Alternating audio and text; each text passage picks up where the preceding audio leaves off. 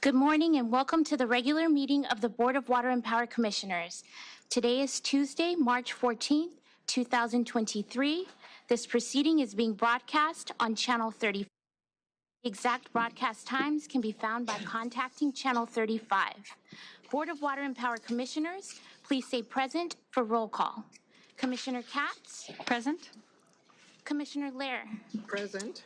President McCLAIN-HILL? Present. Commissioner NEEMAN Brady? Vice President RUIZ? Present. 4 board members, a quorum is present. Madam President.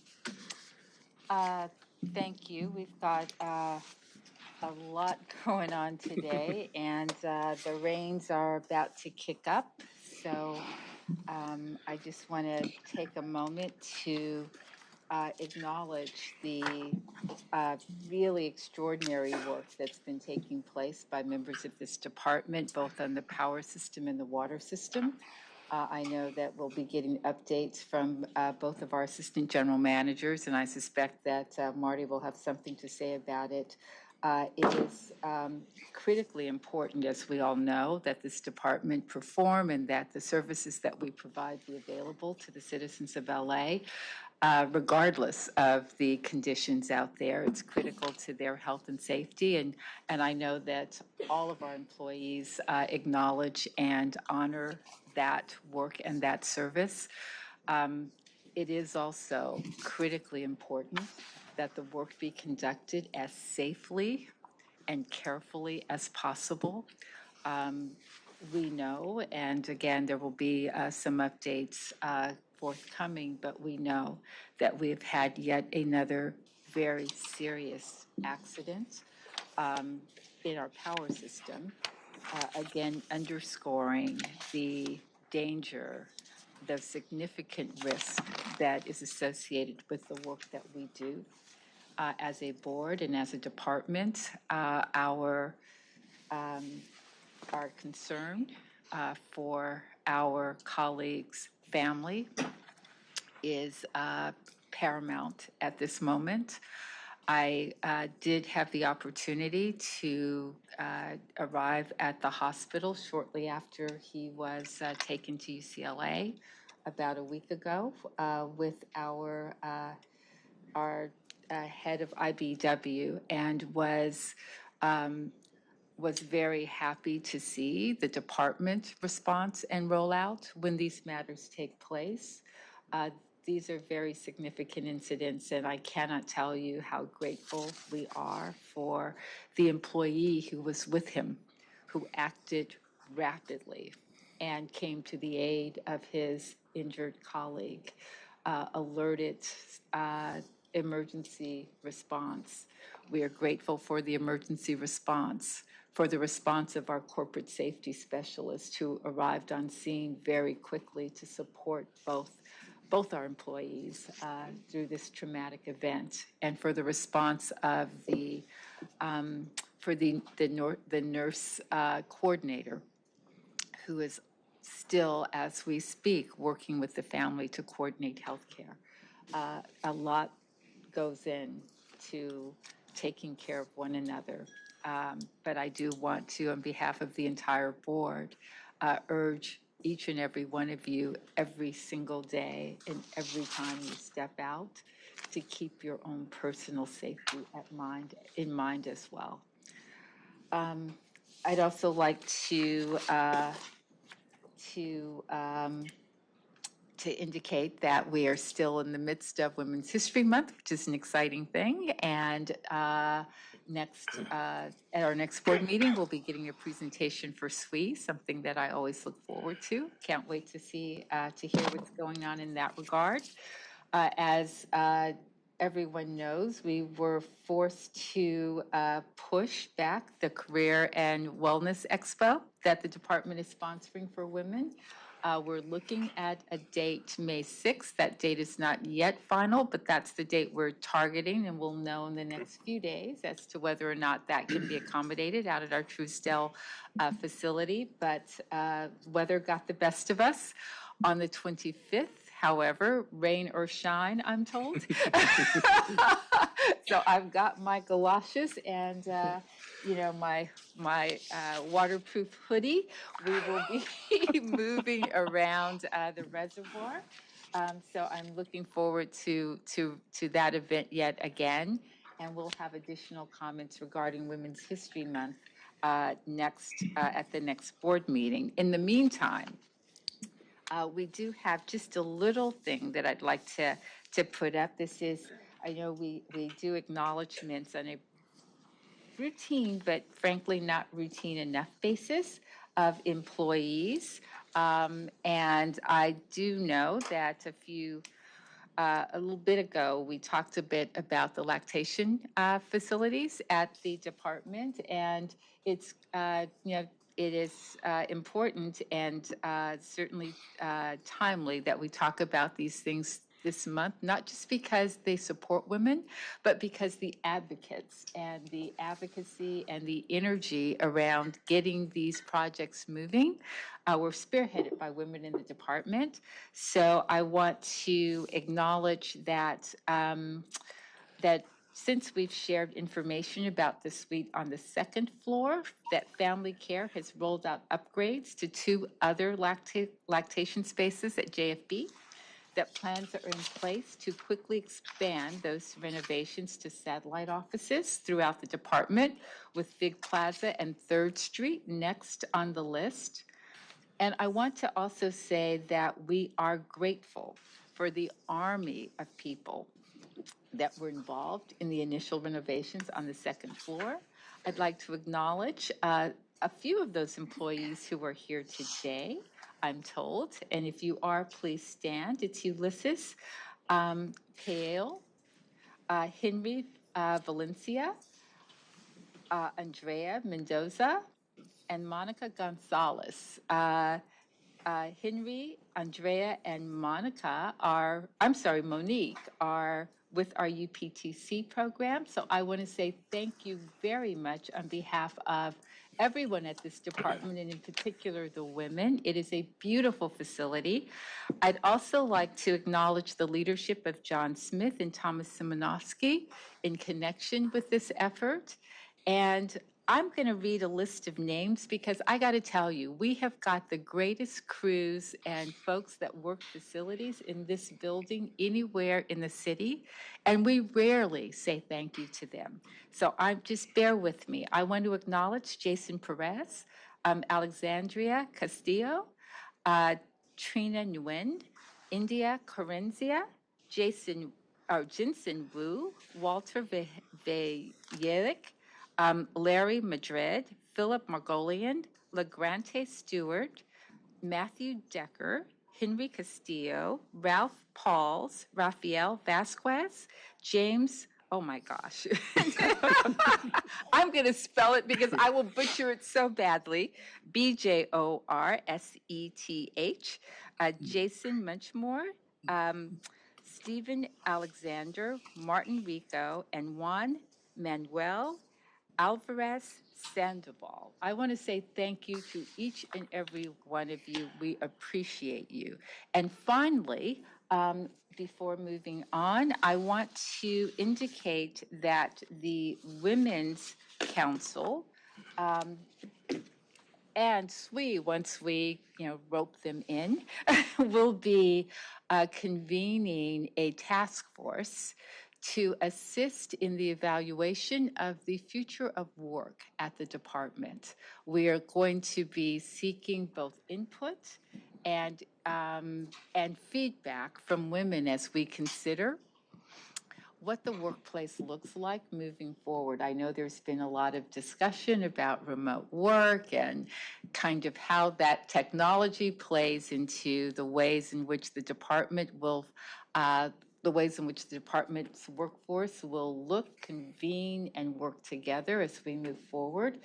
And in addition to having that work looked at in a formal way by department staff, I think it's very important on the Women's Council, working with an array of women at this organization. I think it's critical that we have the voices of our employees at the table, and as we convene and continue to advance our work, we will most assuredly be finding ways to formally elicit feedback from the female population at this department. So with that, I will move to the general manager. Thank you, Commissioner. Oh, I'm sorry. Public comment. Public comment, thank you. Public comment is now open. Good morning, speakers. Please be mindful that you will have 2 minutes to address the board. The first speaker is Ben Rosen, who will be followed by Gregory Gorman.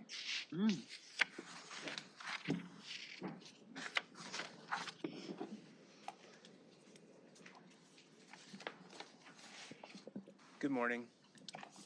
My name is Ben Rosen. I work at the Weingart Center Association. I'd also like to recognize Tanya Boykin, Chief Operating Officer at the Weingart Center Association, who's here this morning as well. And you'll have to stand. That hand raise did not do us justice. We didn't get to see you. Thank you for being here.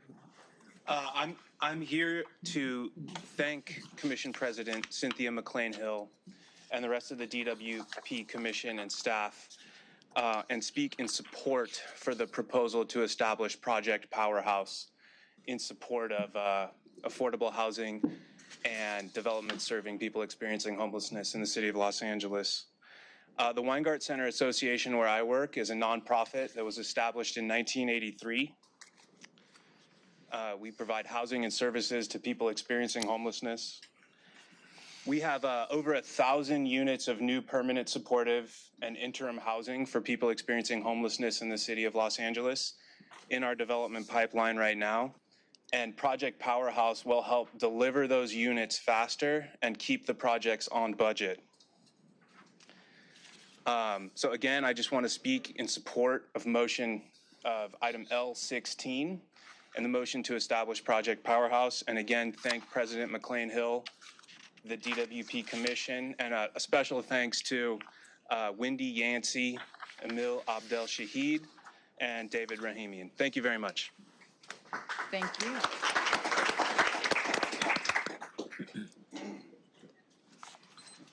Good morning, Commissioners and President Hill. My name is Gregory Gorman. I'm Vice President of Solar Impact. We are an affordable housing developer with about 1,500 units in Los Angeles, and we're currently trying to build another 3,500 units in the next 2 years.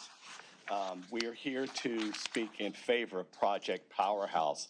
We would not be able to build, we would not be able to really aggressively attack this affordable housing, this homelessness emergency without your help and without the type of commitment shown by you in this proposal. One thing that a lot of people fail to realize or talk about is that the areas that are most hard hit by homelessness are also areas where the infrastructure needs repair. And you can't really do what we need to do without upgrading the infrastructure. So we want to voice our support and our appreciation for the leadership being shown here, because this is a true game changer. It is absolutely one of the biggest steps that we could think of to help address this emergency. Thank you. Thank you.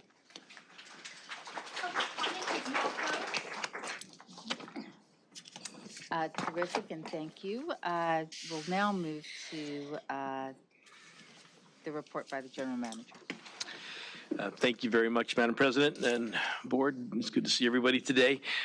First, I want to thank you for mentioning so many employees and recognizing them publicly. Certainly, we have a tremendous staff here who does, tough work day in and day out, and all measures, both here out in the field, and they are always to be commended. Again, I want to acknowledge the extraordinary work by our field crews, both during the power outages during the last storm, as well as what they're dealing with right now, particularly in the Owens Valley, and the work that they do. They are absolutely committed to serving the public, and again, appreciate you mentioning the fact that it is very dangerous work, and we did have an injury last week. Our support and prayers with the family, and I want to thank everyone who serves in the Down to Worker program with our safety group that has really stepped up to be as supportive as they possibly can be. Speaking of employees who have done very important things for us and to be acknowledged, I'm about to turn over to Anselmo to give his report, but he was going to like to acknowledge one of his employees who is really to be committed for life-saving work that he did during the course of his daily work in the field. And Anselmo will also give us an update on the rains, as well as with some issues and damage that we're facing in the aqueduct system and what we're doing to reconcile that right now. So Anselmo, I'll turn it over to you, please. Thank you, Marty, and good morning, commissioners. Yes, I first want to start out with something that I'm extremely happy to be able to do publicly. I believe at the last board meeting, I mentioned that one of our employees in the water system did an act of heroism and saved somebody's life. And I felt like it would be appropriate to highlight that in this venue. So back on February 14th of this year, Sergio Barragan, who is a water utility supervisor in the water distribution division, happened to be driving down the street, received a phone call, so he pulled over to take the call. While he was sitting there in his car taking the call, or his truck, a person came banging on his window asking for help. The person said that there was a person that was unresponsive and asked for Sergio to call 911. So Sergio immediately called 911, and once he did that, then he went over to the person that was unresponsive. It happens to be a gentleman who was unhoused as well. Sergio, as well as another bystander, immediately performed CPR on this individual who at that time was unresponsive. And they were able to continue to provide CPR until the paramedics showed up and basically saved this gentleman's life. You know, and when I was told about this, you know, I realized that most of us will never in our lives, more than likely, save somebody's life. Especially at a time when with COVID, most people don't want to even get too close to somebody. For him to put all that aside and decide that it was important to save somebody's life, I thought it was completely extraordinary. And quite honestly, he was a hero. So I want to take the opportunity to introduce Sergio, who's here today. Just as a little background, Sergio is a water service supervisor. He's been with the department since 2009. He is in the water distribution division. He's been there actually his entire career. And he's a highly valued, exceptional team player who consistently models his values of leadership. He's well respected by all the people that know him, and he's extremely bright future also that has ahead of him. Also, just a fun fact, as you know, we had our event, the Tap Off, a few weeks ago. Sergio happens to be the one that won the Meter Madness. So he's a meter maniac, and he's going to be representing the department in San Diego at the regional competition. But today it's all about recognizing him and honoring him for an exceptional act of heroism that he did. So I would like him to please, first of all, stand up, Sergio.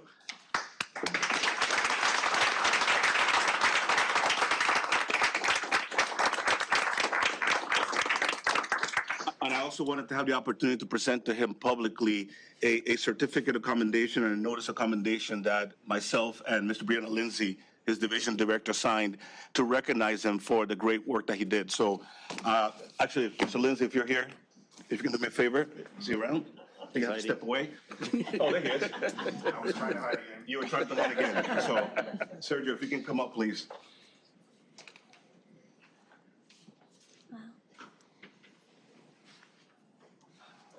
So the first one that I have here is a notice of commendation that typically goes into employees' folders to recognize any kind of outstanding work they did.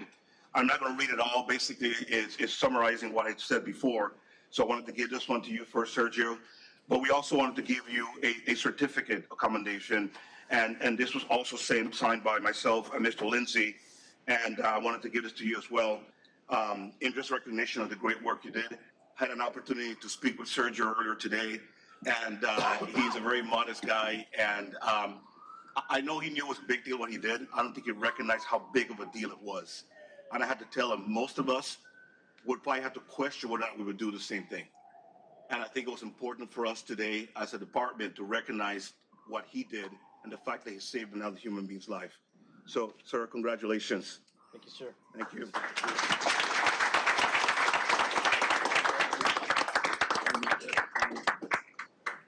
And if we can we recognize Sergio's manager, Mr. Javier Romero, Mr. Ignacio Perez.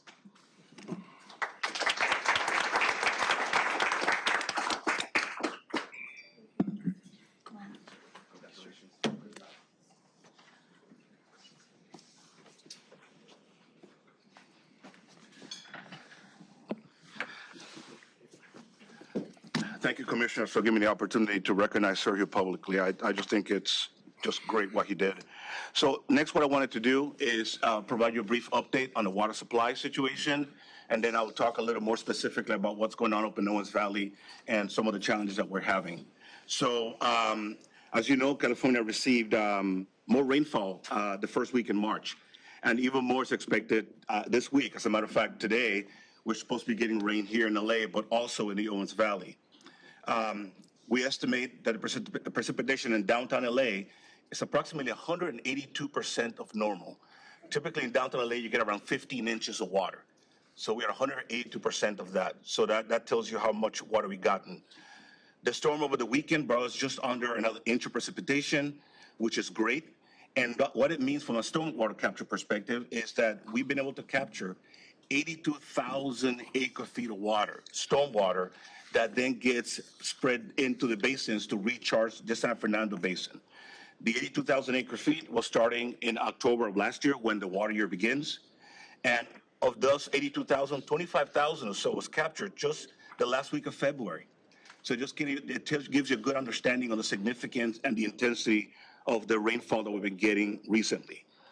So those 82,000 acre-feet, that translates to over 26 billion gallons of water. That's enough water to serve 325,000 households here in Los Angeles. So it's a pretty significant amount of water and a testament to the efforts that staff has had in working on these projects along with our partners. We're very close, actually, that we expect that we're probably going to beat the highest ever amount of stormwater capture in history, which was back in 2018-19 when we did 84,500. So we're really close to it. So who knows, after today, we might be there already. Now, these storms have also had significant improvements in the snowpack in the entire state. As of March 13th, the Eastern Sierra, which is where we get the water or the snowpack that runs into the LA Aqueduct, we are at 255% of normal as of April 1st. So if we got no more precipitation, that'll be 255% normal as of April 1st. And we know for a fact we're getting more precipitation already. So so that puts us basically at the second wettest year. And I think we might be close to overtaking the wettest year in history, which was back in 1969. So significant amount of precipitation we're getting. Now the Northern Sierra, which that water typically goes to the State Water Project on the western side of the Sierras, they approximately are at 166% of normal as of April 1st. So once again, the snowpack conditions are really, really good in the entire state. Now, when we turn to the reservoirs, for example, Lake Oroville and Lake San Luis Reservoir, which are in the State Water Project, they're at 76 and 86% full now. Just remember, a few months ago, we were down to 30s and 40s and 20s. Now we're at almost over 80%, which is really good. So consequently, as I mentioned in the last meeting of February 22nd, the Department of Water Resources for the state increased the allocation on the State Water Project to 35%.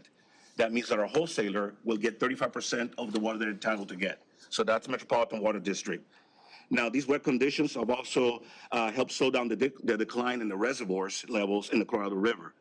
They have not rebounded yet. So Lake Mead currently is at 29% full, and Lake Powell is at 22%. But we do expect that to improve once you get the runoff that we expect to get later on this year. So as a result of these significant improvements in the conditions, and with NWD looking to suspend their emergency water conservation plan for the 6 agencies that are considered the state water dependent areas, us, DWP being one of them. We're going to be recommending to the general manager and also to the board president to go to the mayor and ask for the mayor to step back from the phase 3 of our water conservation ordinance, which limits outdoor irrigation to 2 days per week, to go back to phase 2, which is our normal, and that allows for irrigation outdoors of 3 days per week. So we're going to be working on that. As a matter of fact, Metropolitan today is voting on rescinding their emergency order. So once they do that, we will follow up with our request to the mayor for her consideration and concurrence by council. So that concludes my report when it comes to water supply. But with all this rain and precipitation, I mean, obviously that's really good news, but unfortunately it also comes sometimes with some bad news. And I wanted to talk about some of the challenges that we've had with the latest atmospheric river that we got in March 10th and March 11th. So starting on the evening of March 9th, actually, there was a very large atmospheric river that entered into the Owens Valley, and up to 4 inches of rain fell between Thursday and Saturday of that week. This event melted heavy snow also, because unfortunately when you get rain over snow, you start melting the snow that's there. Consequently, this caused a significant amount of flooding in your county, and it resulted also in some substantial damage to the Los Angeles aqueduct. The AR event also resulted in heavy snowfall in the higher elevations, adding to the already heavy snowpack that we have. So just to let you know, we are 15% higher snowpack than we were in 2017. 2017 was the second wettest in history. So we're 15% above that already. And we have an opportunity to pass 1969, like I mentioned before, with the storm that we're getting right now. So as a result of the flooding and the damage, the Water Operations Division Aqueduct Section implemented and activated their emergency response plan. At this time, our aqueduct manager, Aaron Perez, is the incident commander, and a joint emergency operations center for Inyo and Mono County have also been established. The Water Operations Division Aqueduct Incident Commander has established also a liaison to communicate with Inyo and Mono counties to ensure that we're all well coordinated in our efforts. Priorities for the incident include the health and safety of our employees. That's number one, of course. Also the health and safety of the public, dam safety, and then management of our system. All DWP systems are supporting the incident command at this time. We want to give a special thank you to the Office of Emergency Management, to Fleet, Supply Chain Services, and the power system. They have all stepped in and helped the aqueduct group in managing all the work that we need to do. So we appreciate their continued support here. As part of the emergency and also considering the soon to arrive expected well above normal runoff, the water system is also working with the Legislative Affairs Group and also with the Mayor's Office to establish a mayoral declaration of emergency. This declaration would waive certain bidding requirements that are set in the city charter that would allow us to be able to procure and secure the materials and services that we need faster to be able to continue to protect the aqueduct.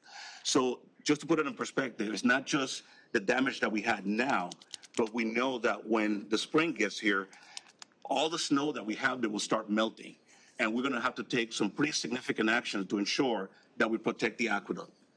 So not only is it an emergency now, but this emergency will continue for several months, easily into the summer, I believe. So I know the board has seen pictures and updates of some of the damage. A portion of the aqueduct is a finished portion of the aqueduct. Basically, the walls were broken because of the mud flow, and some of that mud flow ended up inside the aqueduct. So consequently, we actually had to divert water way out of the aqueduct and spread it in the Owens Valley, while our crews for the last 2 days have been quickly working on fixing it. They actually finished the repairs this morning. They have to let the shotcrete cure for a few hours, and they'll be able to reestablish flow down to Los Angeles.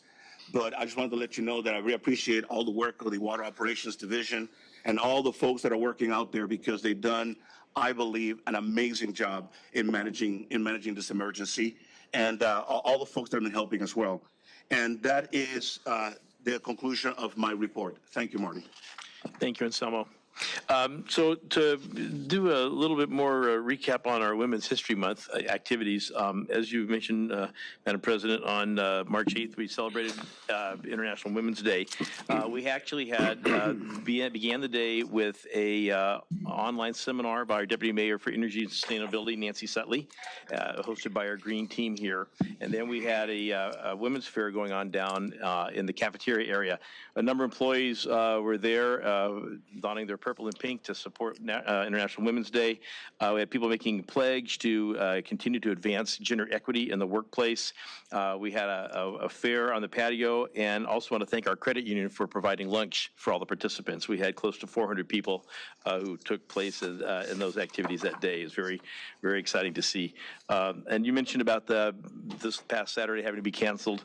I was thinking if there was any silver lining of having to cancel an event, it was to me a reminder that equity and gender equity is not a 1-month event, but we'll be able to continue that effort as we want to do the entire year by having it again, more things to advance those efforts in a couple months from now.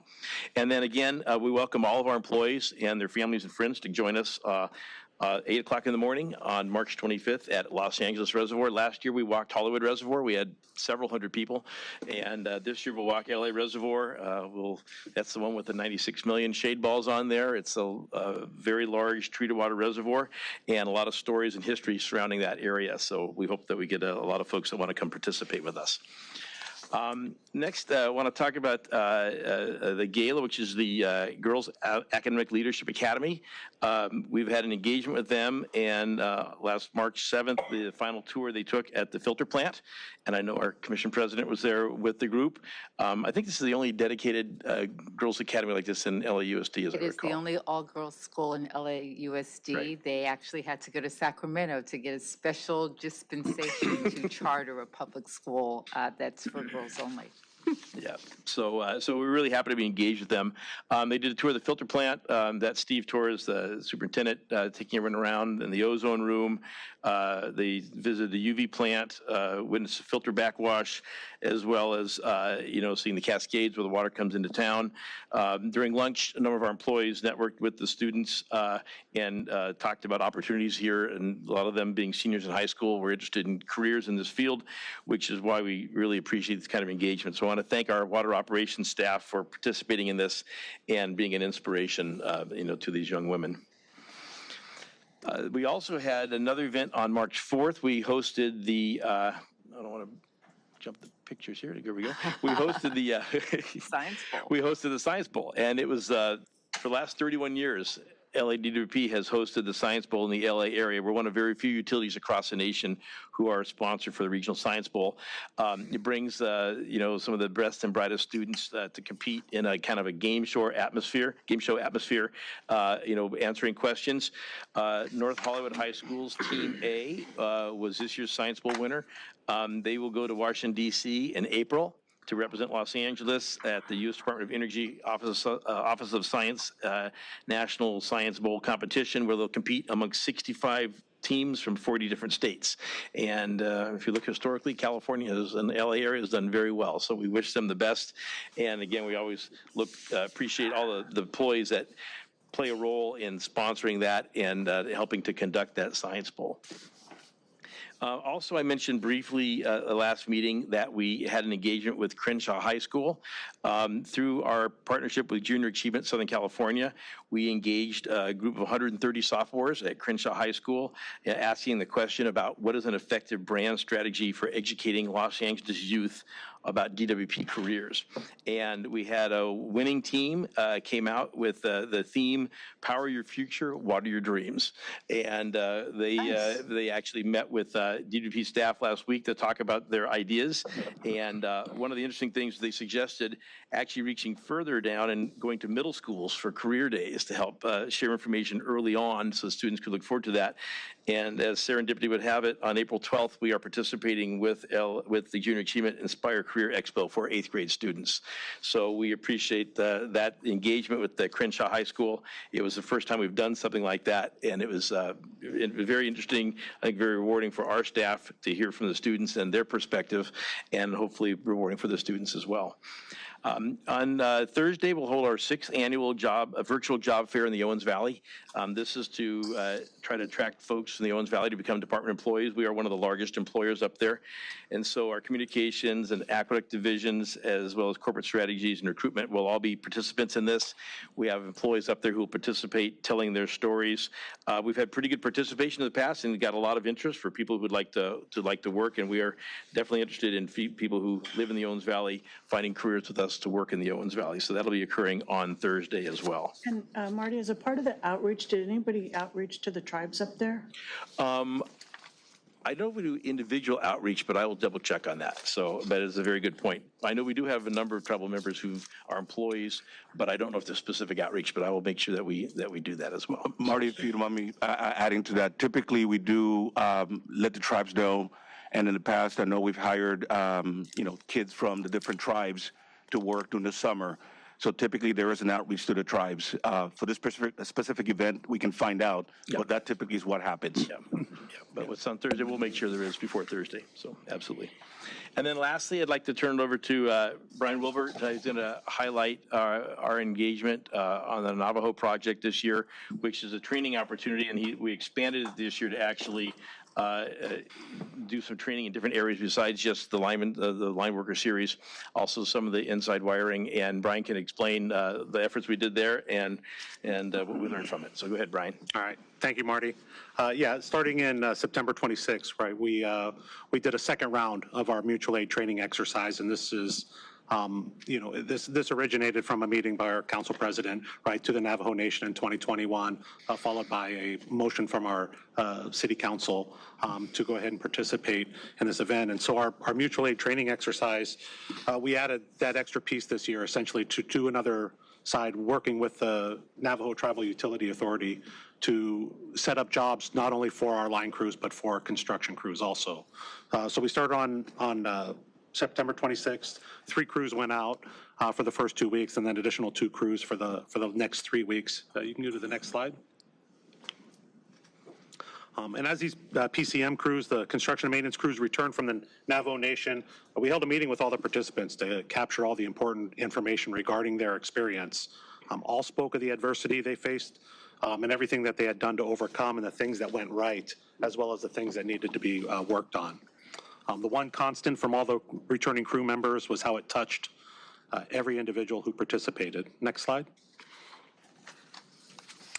Each had stories about the Navajo people and how being out there to help was the most important part of the exercise. Many touching stories were shared from each group that returned, but the last 2 groups, they shared a story that was extremely touching. Next slide. On the last week the PCM crews were there, they arrived at residence of Miss Lavonda Whitehair. The residence was in a mobile home where Miss Whitehair, her mother, and children resided. Next slide. One more slide, please. So as the crew members began to work outside, install a 200 amp service panel on a riser, the 2 mechanics assigned to work inside the mobile home. And as they conducted their work, they made a small talk with Miss Whitehair, learned of all the troubles that she had been recently through. Her story moved the entire crew to tears. She told them how she lost her job as a school teacher some years back, had overcome homelessness, how she had taken money out of her 401k to rehabilitate her trailer to make it livable for her family. When the crew members began to work inside the trailer, they found the internal wiring was a mess. Ms. Whitehair told them that she hired an electrician in the past, but they had injured himself on a job and never returned. So they asked her when her service was scheduled to be installed, and it wasn't for another year. They also noticed that there was a generator outside that was not working at all. So the crew was not able to finish that day. They had to come back at a later date. When they came back, when they went back to the hotel, every crew member from both Team 1 and Team 2 and the on-site superintendent put their money together, purchased a new dual fuel generator for Miss Whitehair. On November 5th, on their last day, or the second to the last day there, both teams arrived on site. They returned and completed the internal wire, presented her with her new generator. This time the crew members moved Miss Whitehair to tears. The crews fired up the generator, heated up the service panel, and her whole family pointed to the lights with excitement. So next slide. All told, the PCM crews, right, put in panels for 65 residents at the Navajo Nation. Next slide. The PTD crews followed, right, and we did multiple crews that went out there over the next 6 weeks. The PTD crews, they gained valuable experience during their time spent working in the Navajo Nation. Next slide.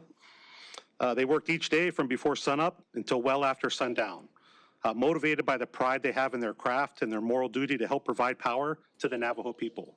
They worked in remote areas, harsh conditions, and on unfamiliar equipment, which will better prepare them to respond in any future efforts they are called upon. As much of this was a mutual aid training exercise for the people there, or for the crews there, on an individual level, this was a life-changing experience for the employees that participated, leaving them humbled, grateful, and fulfilled. They all agreed that they gained valuable working experience out there, right? But they all shared stories of their experience with coworkers and their families upon their return from Navajo Nation. And there was an additional story. Next slide. So during the time in Navajo Nation, each and every crew member held themselves personally responsible to get the power on as many Navajo families as possible before they had to come back to Los Angeles. Even though our employees gave it their greatest effort by using their skills of the trade to give the Navajo people what they could not provide for themselves, they witnessed the conditions that the Navajo families faced. Most of them felt that the work they did was not enough. The employees took it upon themselves to pitch in for food baskets and drop them off to all the homes of the Navajo families. A group of employees that were there right at Christmas time, right before Christmas, not only donated food to the families, but pulled together $3,000 and donated to the same families they were working to get power to. This money paid for Christmas gifts, firewood, and to heat their homes, and even paid for their upcoming electric bills. So next slide. The point is, this was more than a training and work experience for these employees. They gained a lot of experience that will be essential to their future, or to our future disaster response, but the lasting impact it had on them affected them in a much deeper level. They may not remember how many poles they set, or how many transformers they installed, or how much wire they put up in the air, but they are all going to remember the look on the families' faces when the lights turned on for the very first time, and how they felt as tears filled their faces, and thanked them for something most people take for granted. They'll remember the bonds that they formed and all of the memories they made along the way. And for that, we are all thankful. All right, next slide. One more slide. So this is part of the PT groups that went out there in one of the recognitions that the community had for them. Next slide. They may not remember how many polls we did, but I made sure I put it down here. So in that 6 weeks, a total of we had 2 sets of crews in 2-week intervals that went, but those crews installed 350 poles, right? 312 spans of primary, 57 transformers, and energized 60 customers in the Navajo Nation, right? For those of you who are not familiar with this work, this is an incredible accomplishment on the amount that they got done in the short amount of time that they were there in the conditions that they were in. So next slide. Okay, can you go ahead and play the video?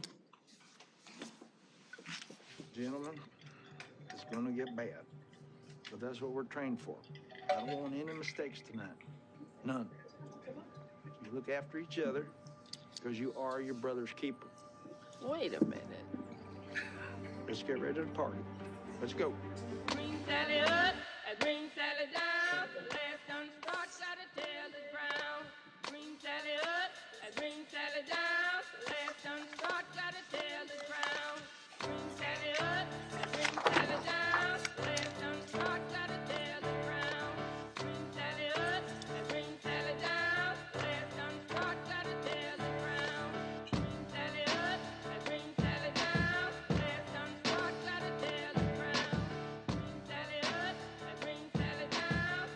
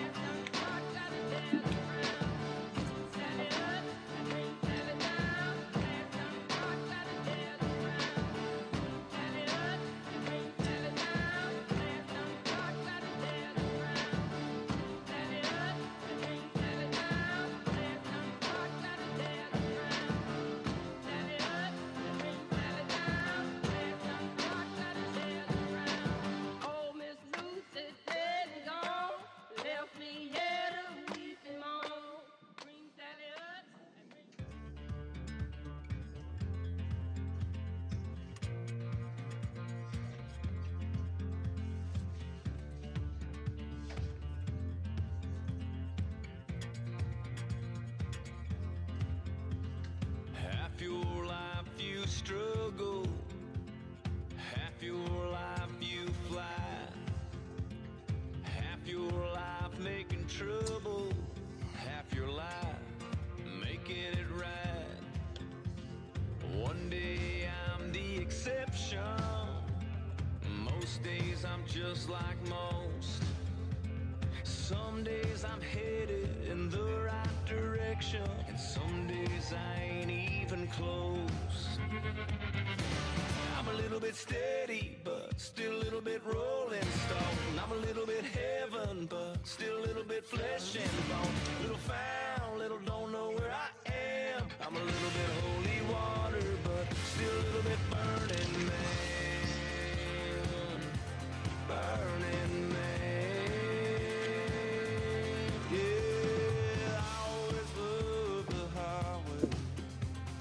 I just don't run it as fast. I still go wherever the wind blows me, but I always find my way back. I still don't get it right sometimes. I just don't get it as wrong. I still go a little bit crazy sometimes, yeah, but now I don't stay near as long. I'm a little bit steady, but still a little bit rolling stone. I'm a little bit heaven, but still a little bit flesh and bone. Little found, little don't know where I am. I'm a little bit holy water, but still a little bit burning man. Burning man. Still just a burning man. Just a burning man. Woo!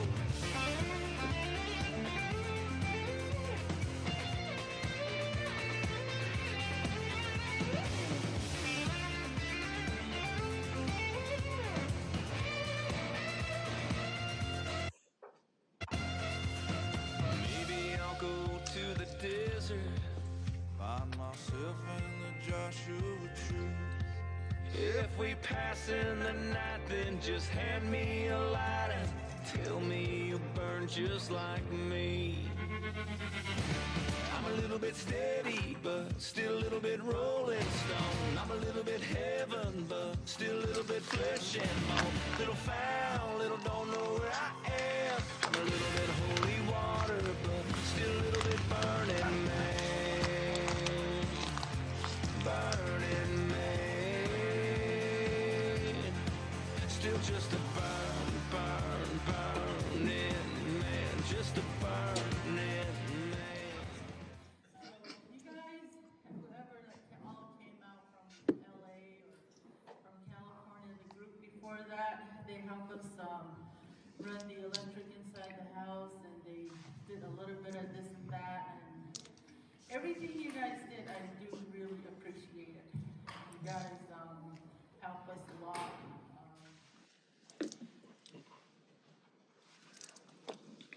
So thank you for indulging me for the John Travolta intro to that, but we sometimes get a little dramatic on our side. But I would like to introduce a couple of folks that were very key, both on the PCM and the PTD side in this. Mr. Don Cox, right, from PCM, he's an electric service manager, right? And Mr. Greg Goltz, the mechanic supervisor, right, for power transmission and distribution. So these guys were very key in keeping the crews in line. And essentially, Greg, I know, kicked it off and set everything up out there for the crews that were out there and did a great job. So I want to thank them both very much. Thank you. Thank you. And then last but not least, I had the folks from Shiprock in one of the communities. They put this plaque together, asked us to bring it back for our general manager's office. So I would like to present this to Marty.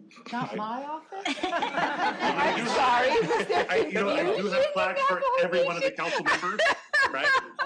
But I did want to give this to Marty for allowing us to go through and put this together. Well, thank you. It's from the folks at Shiprock. Thank you. We'll share it.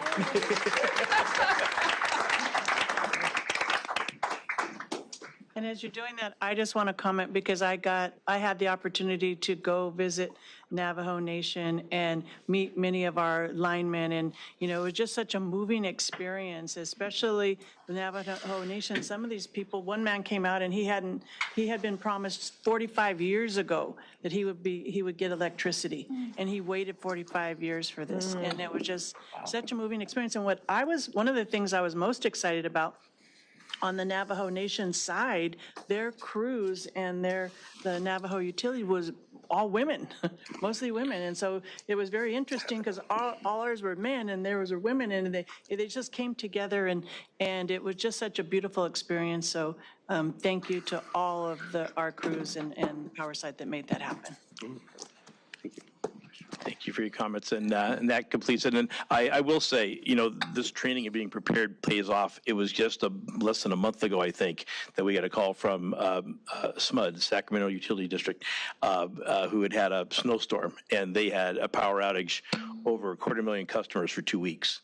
And they called us for crews, and so very different conditions than the desert conditions. But we do as part of an emergency network respond and support each other. And so this training and our capabilities go a long way toward helping people, besides responding to our own emergencies here in Los Angeles.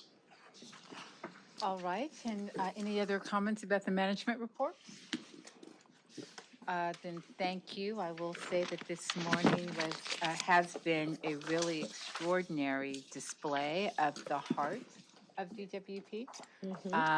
There's a reason that people come to work for government, and it's not just the quality of the technical work or the opportunity to participate in some of the extraordinary projects that we have. It's not just, the labor contract and the great retirement benefits. It really is about service. And you see it when you're out among our employees and watch the range of engagements, from the Science Bowl to the workout with the Navajo Nation, the employee who goes that extra mile to help a citizen. We do, and the people that work here just do really extraordinary things every day. And across our service territory, you know, I see our folks just light up when they're able to extend and be hands-on and very direct in providing both service and opportunities to others. So thank you for that. And this was a really, really nice opening for this meeting. Are there any future motions to be introduced at this time? I'm not aware of any comments from the ratepayer advocate. Good morning. I'm Fred Pickle, Executive Director of the Office of Public Accountability, Ratepayer Advocate. We have several items on today's budget that are interesting. I'm supporting all of the ones that I'm mentioning, but I thought they're worthy of note. The combined water and power budget has a new high appropriation, total appropriations of $7.6 billion. This is important to meet our ambitions. And if you go into the details in some areas, like you look at programs like electric vehicles, where we're expanding investment, but we'll also have expansion in O&M in that area. So we have to watch that and make sure the rate of adoption of electric vehicles is highly uncertain, but as that drives up, that O&M number will rise. So we have to track that as well. Then we have two rate adjustments that are key rate adjustments that occur. One occurs annually and the other occurs quarterly. The increases in one are 30 cents per customer per month, and the decreases in the water adjustment are $1.50 per month. So all adjustments are not up. And then we also have, to address ongoing risk for DWP, a discussion and a proposal on wildfire insurance. We've gone down an innovative path of using cat bonds and other things to try to manage those costs. Cat bonds were an idea that originated about 25 years ago, but they haven't been widely adopted until we've encountered these unusual risks we have in California. And then finally, one of the complaints we often hear in the Office of Public Accountability is problems with getting new service and the timing for that. And item 16 and the push for new housing for homeless is an important item, hopefully to successfully address that as we add a number of new housing units. So we support all of these. We have footnotes in various places, but we support all of these. Thank you, sir. I look forward to the budget presentation that will be forthcoming. Anything from neighborhood councils? No community impact statements or formal positions were filed by any neighborhood councils on any of the items on today's agenda. Okay, perfect. That takes us to items recommended for approval. Items L1, L2, L7, L7, L15, and L16 are being called special. L14, I understand, is being deferred. So with that, I can entertain a motion for adoption of L3, 4, 5, 6, 8, 9, 10, 11, 12, and 13. Is there a motion? So move. A second? Second. Would you please call the roll? Commissioner KATZ? Aye. Commissioner LEHRER? Aye. President McCLAIN-HILL? Aye. Vice President RUIZ? Aye. 4 ayes, motion adopted. Terrific. We'll now move to management reports, and I see that we have as the first item the preliminary budget, but I'd actually like to move that to 2. We're going to start with the presentation regarding the affordable housing update from the power system. 7. Okay, Brian, want to introduce your staff there? Good. Yes. The director for our power new business and EV is Winifred Yancey, and her assistant director, Emil Abdel Shahid. Thank you so much. Good morning, commissioners. What a great day to be an employee of DWP. My heart is just so full right now, so I'm gonna try to get through my opening remarks. On a lighter note, happy Pi Day. That helped me more than you, I'm sure. So anyway, good morning, commissioners, and thank you for this opportunity to present to you the department's response to Mayor Bass's emergency declaration on homelessness.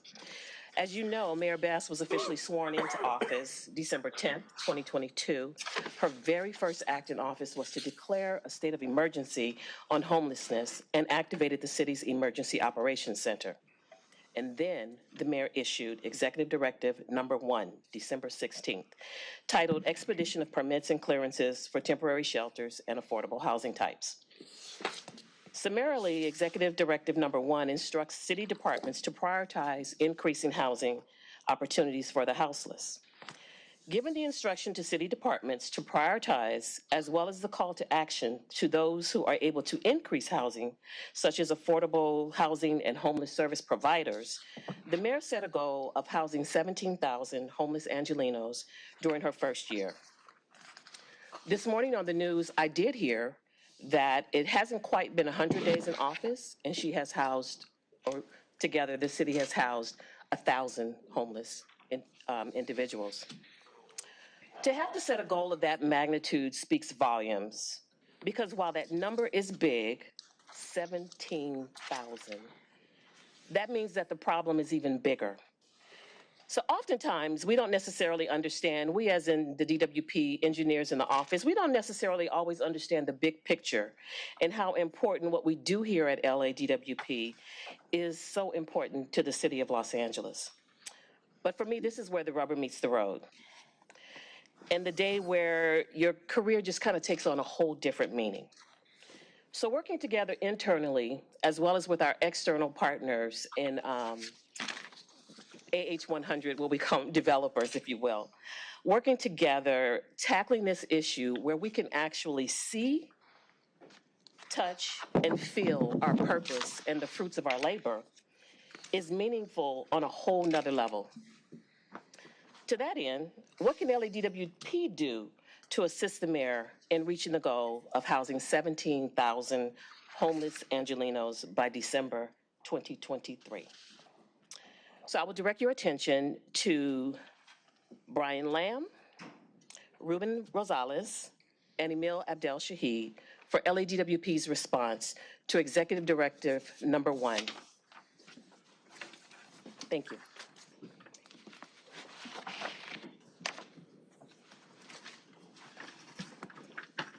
Good morning, Board President. Good morning, Board of Commissioners and Executive Management. My name is Brian Lamb. I'm the manager of the Office of Emergency Management and also the incident commander for the Executive Directive 1 project. Today we have here Emil Abdel Shahid from our power system and Ruben Rosales, our manager from our water system. So for those of you not unaware of the program, city departments are directed to process clearances and utility releases within 5 business days for the 100% affordable housing projects and within 2 business days for shelters. We also have to conduct reviews and inspections within 60 days of the completed application. So what does that mean? We have to expedite every aspect of our value chain to get these projects online. Internally, we create an internal incident command structure for you. Aaron Benjamin, our Chief Operating Officer, I work directly under him as the manager of the Office of Emergency Management. For power system, as I indicated, Emil Abdel Shahid, Assistant Director of our Power New Business. We also have Brian Baltazar with my office. He's the Joint Emergency Preparedness Coordinator to support our project. And then last but not least, water system, we have Ruben Rosales. He's with our water exec office as a manager.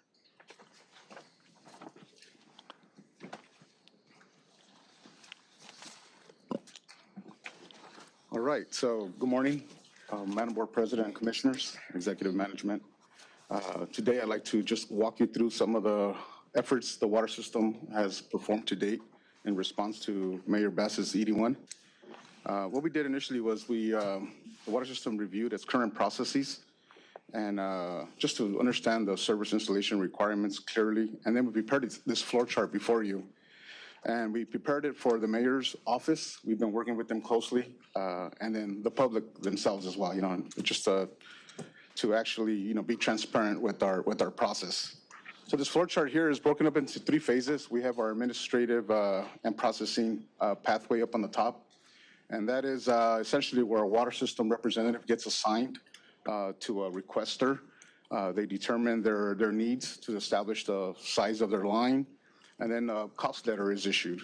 The next phase of that is to go through the engineering process, permitting and approvals. That's in the middle row there.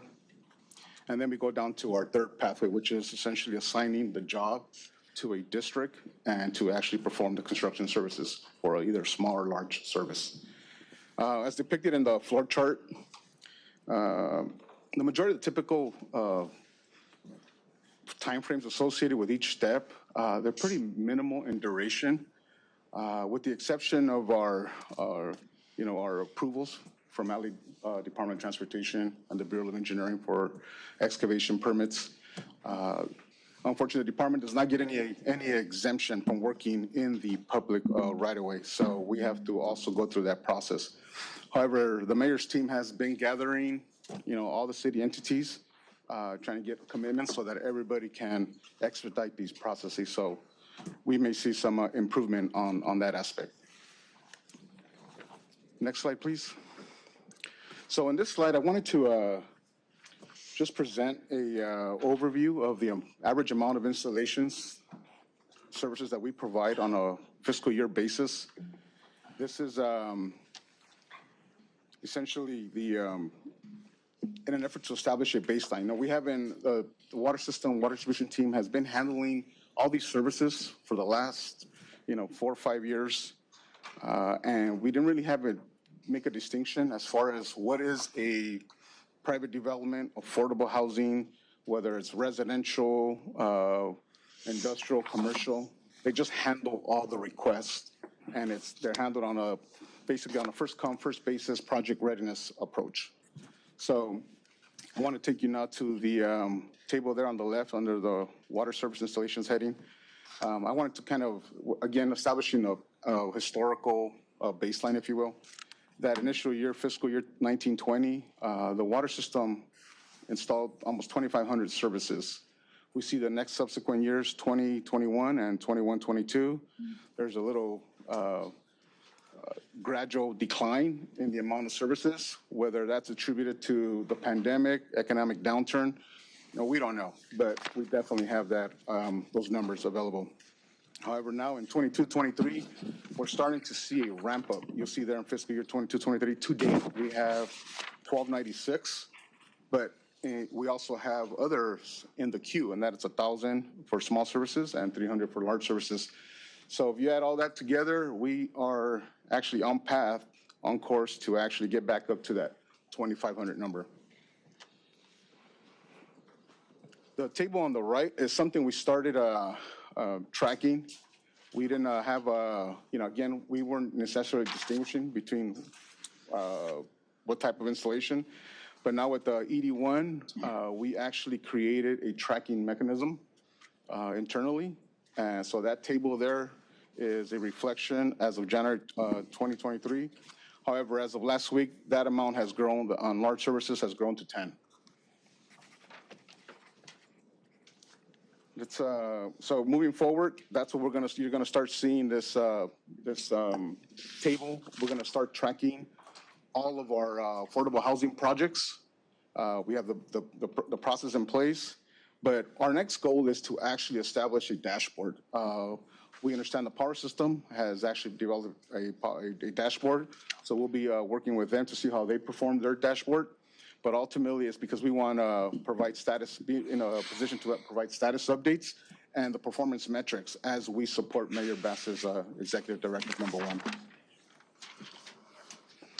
So now moving into power system updates and our response to the emergency on homelessness.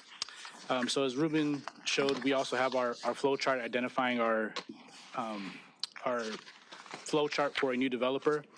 And what you see on the top is a pathway for the non-affordable housing projects. And as you can see, there's definitely several steps and long durations that we experience just due to the volume of work that we have and the amount of design that we need to do. And so what we did was we looked at all those processes and developed this affordable housing, 100% affordable housing pathway or flow chart.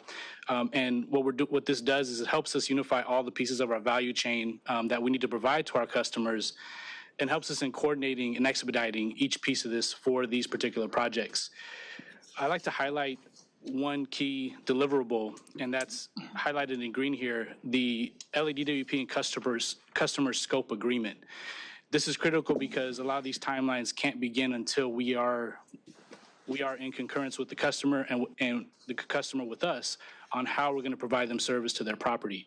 And so we work closely with the customer to get to that point, and that's when our design begins. And this larger green box is our design phase, which includes simple designs, overhead designs, and line extensions as well. So the current affordable housing list, so you hear this phrase AH100 often, and that's how we refer to our 100% affordable housing projects that are qualified under Executive Directive #1. We're using it because we're all very accustomed to the term AH. We added the 100 to it to line up the 100% affordable housing projects. So that's what it refers to. But currently, as of March 6th, the mayor's list has about 323 projects. We've received submittals, we're reviewing 11 projects that are currently in the preliminary review phase. We have 147 of those projects in our power system new business design phase, 14 projects that are in construction, a total of about 172 projects that are in some phase of the process with the power system. And so this list is updated by the mayor's office. We're very in tune through coordination with our incident emergency response structure. And we're seeing more and more projects that are added to that list on a weekly basis. So how are we managing the work that we're putting into getting these projects online quickly? It's through coordination and complying with our commitments. So we're performing. Sure. What is it that advances one project on each of these various stages? Or what, rather, does LADWP control in advancing it from these stages? So it's a, once we have this scope agreement. Slide before. Once we have our scope agreement with our customer, that transitions it from a preliminary review phase into our design phase. And that's, once we have that scope agreement, then we can control the pieces of our design phase and then move that into construction.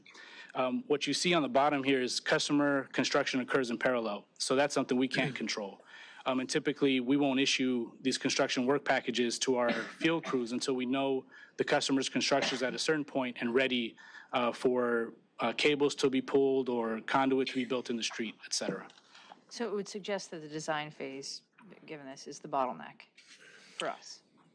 I would say it's our responsibility to get the design phase completed. The comment about the bottleneck, we're trying to make sure that it is not the bottleneck through our response to this emergency declaration. And you'll see some of our target commitments in some further slides. They have, another slide will lay out the process that way. So because there's so many pieces that are involved in getting a design out or getting the right crew out to the project, we're holding weekly coordination meetings with all our support teams. We're using these meetings to identify priorities in each one of these support groups' queues so that we can meet our commitments and that all the stakeholders that are involved in delivering service to our customers are aware of their priorities. And so as you see here, what we do is we essentially slice up each one of the projects so that construction needs to worry about what they need to worry about. Our service planning engineers can focus on these 70 projects and give us updates or get them done. And then, same thing with all the other support groups. So just an idea of how we're managing it. So to answer your question about the bottleneck, so we're using commitments that have expedited timelines for various deliverables to the customer. We were doing something very similar under Mayor Garcetti's Executive Directive 30, and for those projects. But as you can see here, we've taken it one step further. And I've highlighted a few of the line items that are one-to-one on both of the tables. So our preliminary review phase, we were doing it in under, we were committing 14 days for Executive Directive number 1. We're committing 7 days. For our staging area variances, we were targeting 40 days. Now we're targeting 20 days. And so that's where these coordination meetings come into play so that they know next week there's 6 projects that need to get done or else we're going to be outside of our commitment window. And what you see here under the ED1 qualified table is the other deliverables that we need to provide to our customers, whether it's a commitment drawing, a customer station drawing, a line extension, or a meter installation. And while not all of these are part of each project, there are various deliverables that need to be mentioned where support groups have provided commitments to move this forward. As Ruben mentioned, we have our power system dashboard, and this is what we're using to communicate to our executive management, make sure that they understand the progress that we're making, identify any bottlenecks, and really identify our accomplishments as well. Plus provide look-aheads for all the support groups so that they know what's coming down the pipe and what they need to pay attention to. We're probably going to ask them for an update on at our next meeting. And so this is our dashboard, and we're filling it in with all the data since the emergency declaration to accommodate our timelines and have a good average to fit in. So you'll see that as we provide more updates to the board. With that said, I'll pass it back over to Ruben. Thank you, Emil. So, in summary, these are our water system commitments. Now, we've looked at all our processes. This is what we are willing, the water system is going to respond and commit to support this entire effort. We have a dedicated new business unit in the water systems water distribution division. That group functions like a one-stop shop to guide these customers, requesters through the entire process. So they will prioritize and track all 100% affordable housing projects. This group will also provide that guidance initially. So, a lot of our infrastructure is in place. However, there will be situations where, we don't know what type of housing or units are going to be proposed. So we're encouraging all customers to start early because if we do need to perform some upgrades, sizing of our lines, we want to get them in early so that we can still adhere to our timeframes, our average timeframes. The next commitment here is that we are committing to reducing our service installations from, and these are the smaller services, single family, maybe duplexes, from 90 days to 60 days. That's a 33% reduction in time frame savings. And then the next one is the large services, which is I think will be the majority of these types of affordable housing projects. It'll be a large service installation, and those we are committing to reducing from 120 days to 90 days, which is a 25% reduction in time.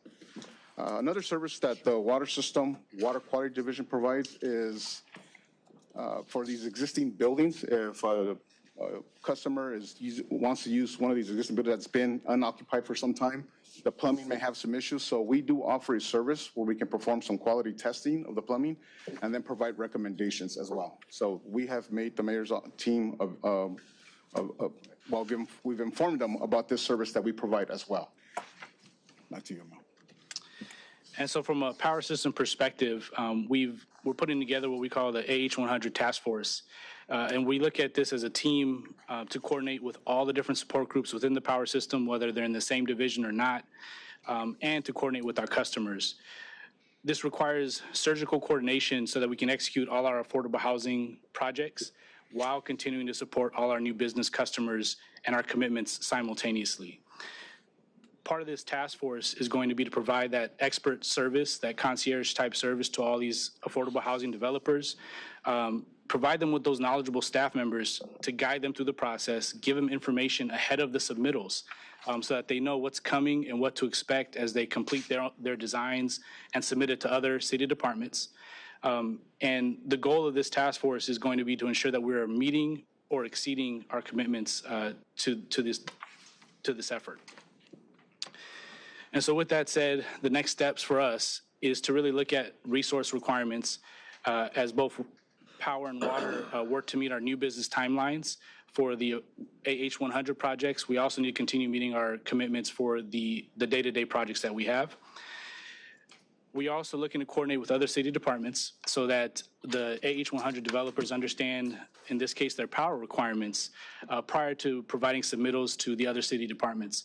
That will facilitate that process of planning and getting to that scope agreement and ultimately expedite their project and moving through the design phase. And we also like to be able to provide the Board of Commissioners updates on a quarterly basis so that we continue to hopefully provide you information how we're succeeding on this commitment and any obstacles that we face. So thank you very much, and we'll open the floor to any questions. So I do have one comment, and Ruben, it was about something that you were saying, how you coordinate with the Bureau of Engineering. So Commissioner Reyes from Public Works and myself, we lead a joint task force between Public Works and LADWP to make sure we're coordinating. This hasn't really been on our radar, but if there's any way that we could be helpful in our joint task force, we're here to be of service. Ted Allen, the city engineer, participates on that. We meet once a month. So if there's any way we can be helpful, please let me know. Excellent. Thank you. I'm sorry. I was just going to say questions or comments. Commissioner NEEMAN Brady. Yeah, there's clearly a lot of thought that went into this and good intention and some directional aspirations around reduction of time and setting up these task forces. But there's a couple of pieces of information that I think are missing to know whether it will actually satisfy the desired outcome, which, not being part of the group that put it together, I really will turn it back to you, President McCLAIN-HILL, on whether they will meet it.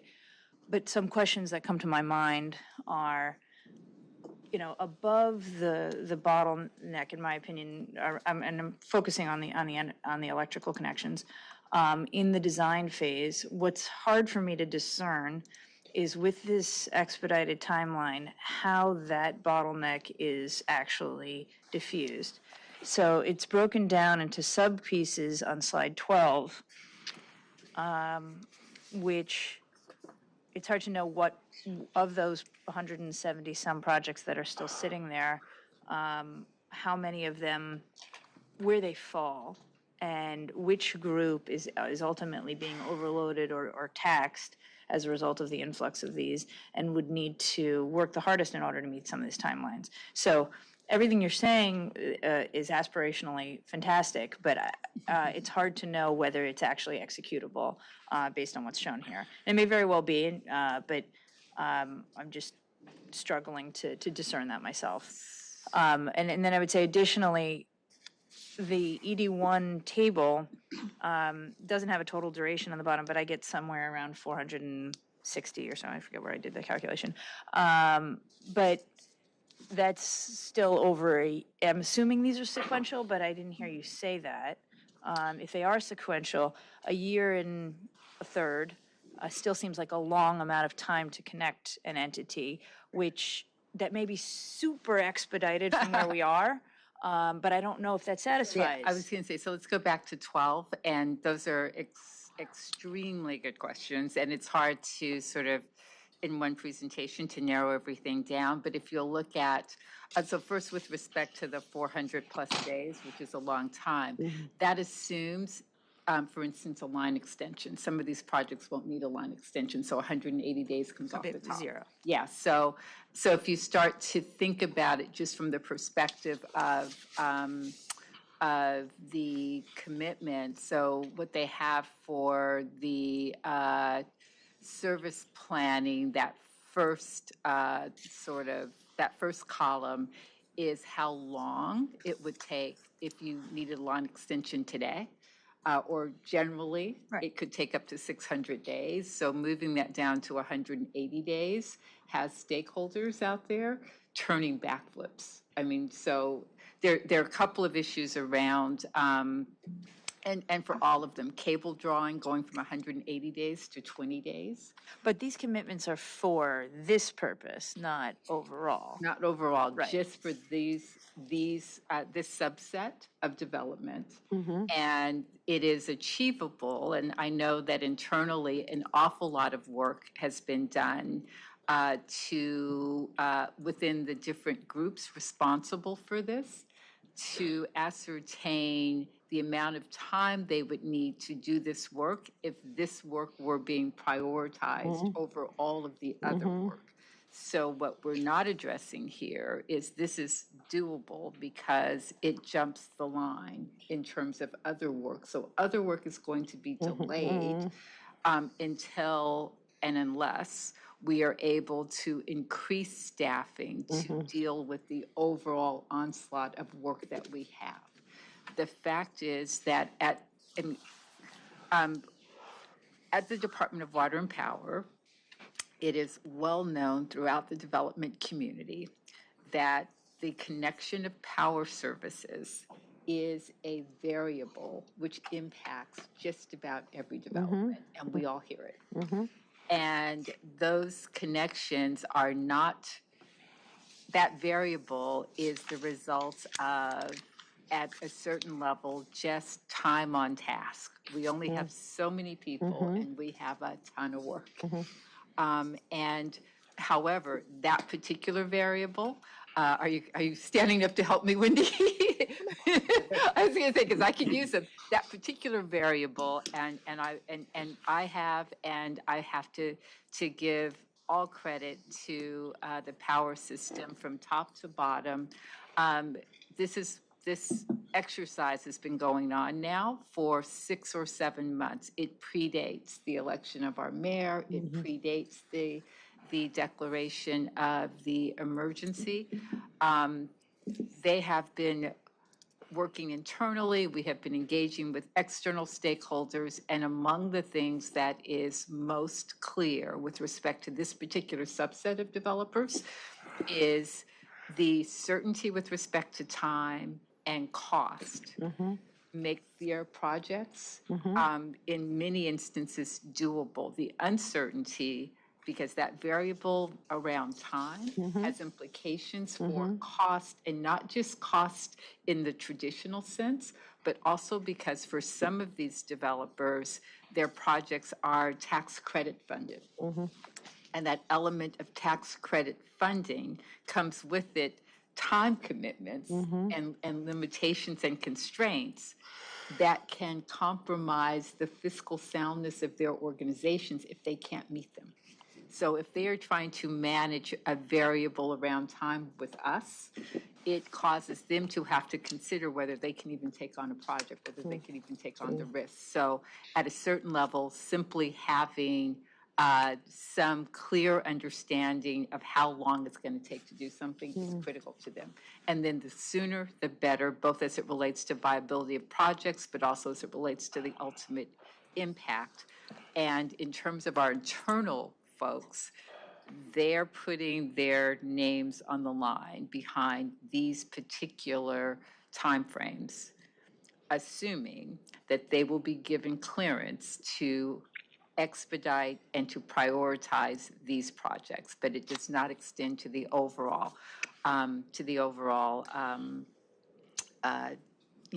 universe of developers who have business before DWP. Ms. Yancey. I was just going to also mention that while it's not in the slides, what you did see was certain number of projects in each of the 3 queues, if you will. But due to those weekly meetings, the project management of these 300 some odd projects is done with surgical precision.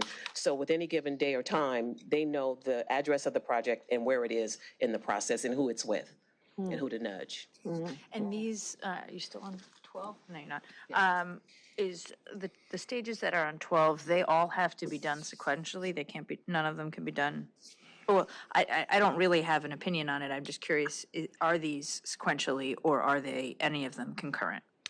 Once we get to the commitment phase where we have a scope agreement with our customer, we can do the commitment drawing, and then we do the conduit and cable drawings sort of sequentially, and then there's a line extension or overhead design. So it all depends on the type of service we're going to give them. But I wouldn't say they all need to be done sequentially. Some parts do need to be done sequentially. But through our system, are they processed sequentially, these stages? I would say no. Some are worked on sequentially, some are processed in parallel as we work with other support groups to get these things out. I have a quick question. Thank you for bringing up incredible work. Is how you're collaborating. I'm assuming you're going to be communicating, not collaborating necessarily, with the American Institute of Architects, the Urban Lands Institute, the Southern California Development Forum, a lot of these organizations that are really focused on, helping deliver, who have in the past, you get those calls, I'm sure. It's like, what's happening? I'm, just finished this housing project and can't get my final sort of approval for move-in for 80 elderly folks. So just want to make sure that, because this is incredible work, that you're communicating in a way that those developers who are out there, wanting to participate and have in the past been very frustrated, understand that there's a new norm. So we've been doing outreach, the department's been doing outreach with developers that are doing 100% affordable. Yeah. And since this particular program is directed at those developers, they've had significant input into the department's thinking as to what they need to stand up in order to be able to facilitate this work. But developers, regardless of how otherwise important their projects are, unless they're 100% affordable, they won't be a part of this particular program. We'll have to think about, and again, it is a staffing issue. It is a capacity Yeah, issue. And sure. as we expand our capacity, we can begin to think about how we can, service and expand and condense timelines as it relates to general development, but this is simply affordable. Yeah, no, I appreciate that, and it's important. I'm just saying, the professionals, that, Those they're. people are typically dealing with the actual developers of the project. What we're doing is we're supplying power, so our power system is not interacting in a significant way with those groups. Outside of the affordable housing efforts, we do regularly meet with the architects, that group, the AIA, and we meet with other groups as well. In addition, we are going to be scheduling a workshop for the affordable housing developers so we can continue to educate them on the process and help facilitate things moving through both the city and LADWP's process. So we are going to be working on scheduling that in the very near future. I just beg to differ. The developers are funding and promoting and proposing these projects. The architects, engineers are having to produce the documents and need to understand the process really well. So it's a slight difference. Sure. It's rare that these developers have in-house professionals, producing the work that you want to be able to control the timing of. Understood. Wendy? Just to add, hopefully one of the outcomes of this particular presentation today is, again, we work with the developers, but that the developers will come to us early before they've actually finalized their designs with the various architecture firms, so that we can actually work with how they're going to be supplied their energy needs on the front end. As opposed to the back end when the design is complete and perhaps the space or something has been taken over by a unit. So, so the goal is to actually meet with the developers early so that we can all be on the same page and understand their energy needs, and then we can tell them how to work with their architects as well to finalize their project. Thanks. Any other questions or comments? Okay. I just, again, I want to acknowledge the breadth of the work that's been done internally, and also to say that even as the department is standing up these efforts, we are already getting feedback from developers of affordable housing that are working with our team internally, and they are, they have both noticed and are very supportive and grateful of the efforts that are being made to help stand up their projects. So it's not just that there will be a change, that change is actually taking place. I also just want to note from a capacity perspective, and Marty, this is directed primarily at you and at Aram. With the recent passage of yet another bond to support the development of more affordable housing, we're just seeing the tip of the iceberg as it relates to projects that are moving through. So we are going to have to, in a very, very, very significant way, advocate for additional resources in order to stay on pace with the work that we are doing. Or we're just, we're all going to collapse, or at least I won't, but the people in front of me and that y'all, are overseeing every day will. So I just want to make sure that that's out there. Good work. Excellent presentation. Thank you. Thank you. And we have the budget. next. Yes, budget. Budget. Good morning, Commissioners. Ann Santilli, Chief Financial Officer. Today we have our preliminary budget presentation for fiscal year 23-24. Our Budget Director, Marianne Ans, will go through the presentation, and as we get to slides that talk about items for the next coming year by water, power, and joint organizations, those directors will also chime in on what they plan to do. So with that, I will turn it over to Marianne. Good morning. Good morning, Board President and Commissioners. Can you all hear me okay? All right. My name is Mary Ann Nance, the Budget Director, and I'll be walking you through today's preliminary budget for 23-24. Oh, I think I just hit a...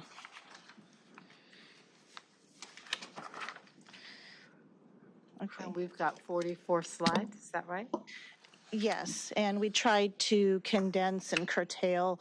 I'll try to give you the highlights and the key main takeaways for the preliminary budget, and we do have some divisions with some of their specific key strategic investments focusing on the program year only. It's just, given the length of the presentation, why don't we take a 10-minute break, just in case folks need to do some things before we settle in for this piece. So we will be in recess for 10 minutes. Back at 12. Okay.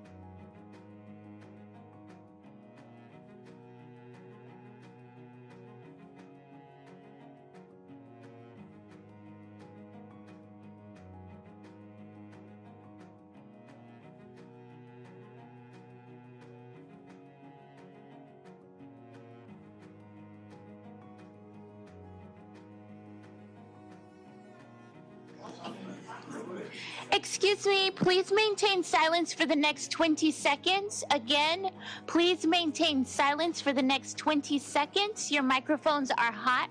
Thank you.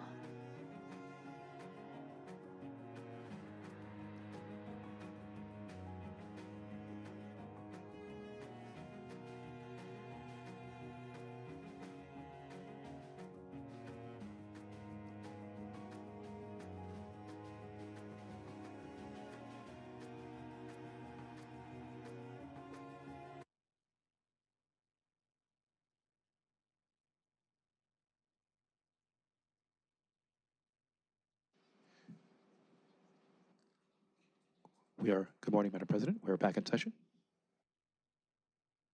Madam Secretary, would you please call the roll? Commissioner KATZ? Present. Commissioner LEHRER? Present. President McCLAIN-HILL? Present. Commissioner NEEMAN Brady? Present. Vice President RUIZ? Present. 5 board members, a quorum is present. Oh, I'm sorry. We can now move to the preliminary budget report.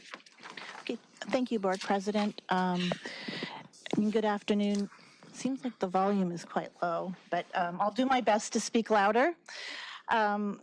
So today's preliminary budget has been developed and is consistent with the department's corporate strategic plan and approved rates and current structures. We continue to emphasize cost control and fiscal discipline to maintain our financial metrics and preserve our low cost of borrowing.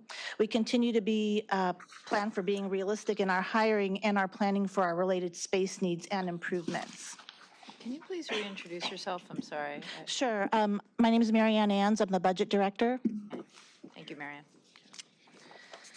So with this preliminary budget overview, I'd like to walk you through briefly the roll-up of the organizations. In terms of the presentation, we tried to provide an overview and a roll-up and then a few slices of more granularity as we continue through the slide deck. We have about 50 major divisions or organizations, and while some of them are footnoted here, for example, Power System includes fleet services, and they have 13 organizations that roll up into their budget. Water System has about 6 organizations. The Chief Operating Officer has 11 organizations and includes Information Technology Services, Facility Services, Planning and Design, JFB Facilities Management, Corporate Facilities Capital Construction, that's a new organization, Supply Chain Services, Security, Employee Relations and Benefits, and Corporate Health and Safety.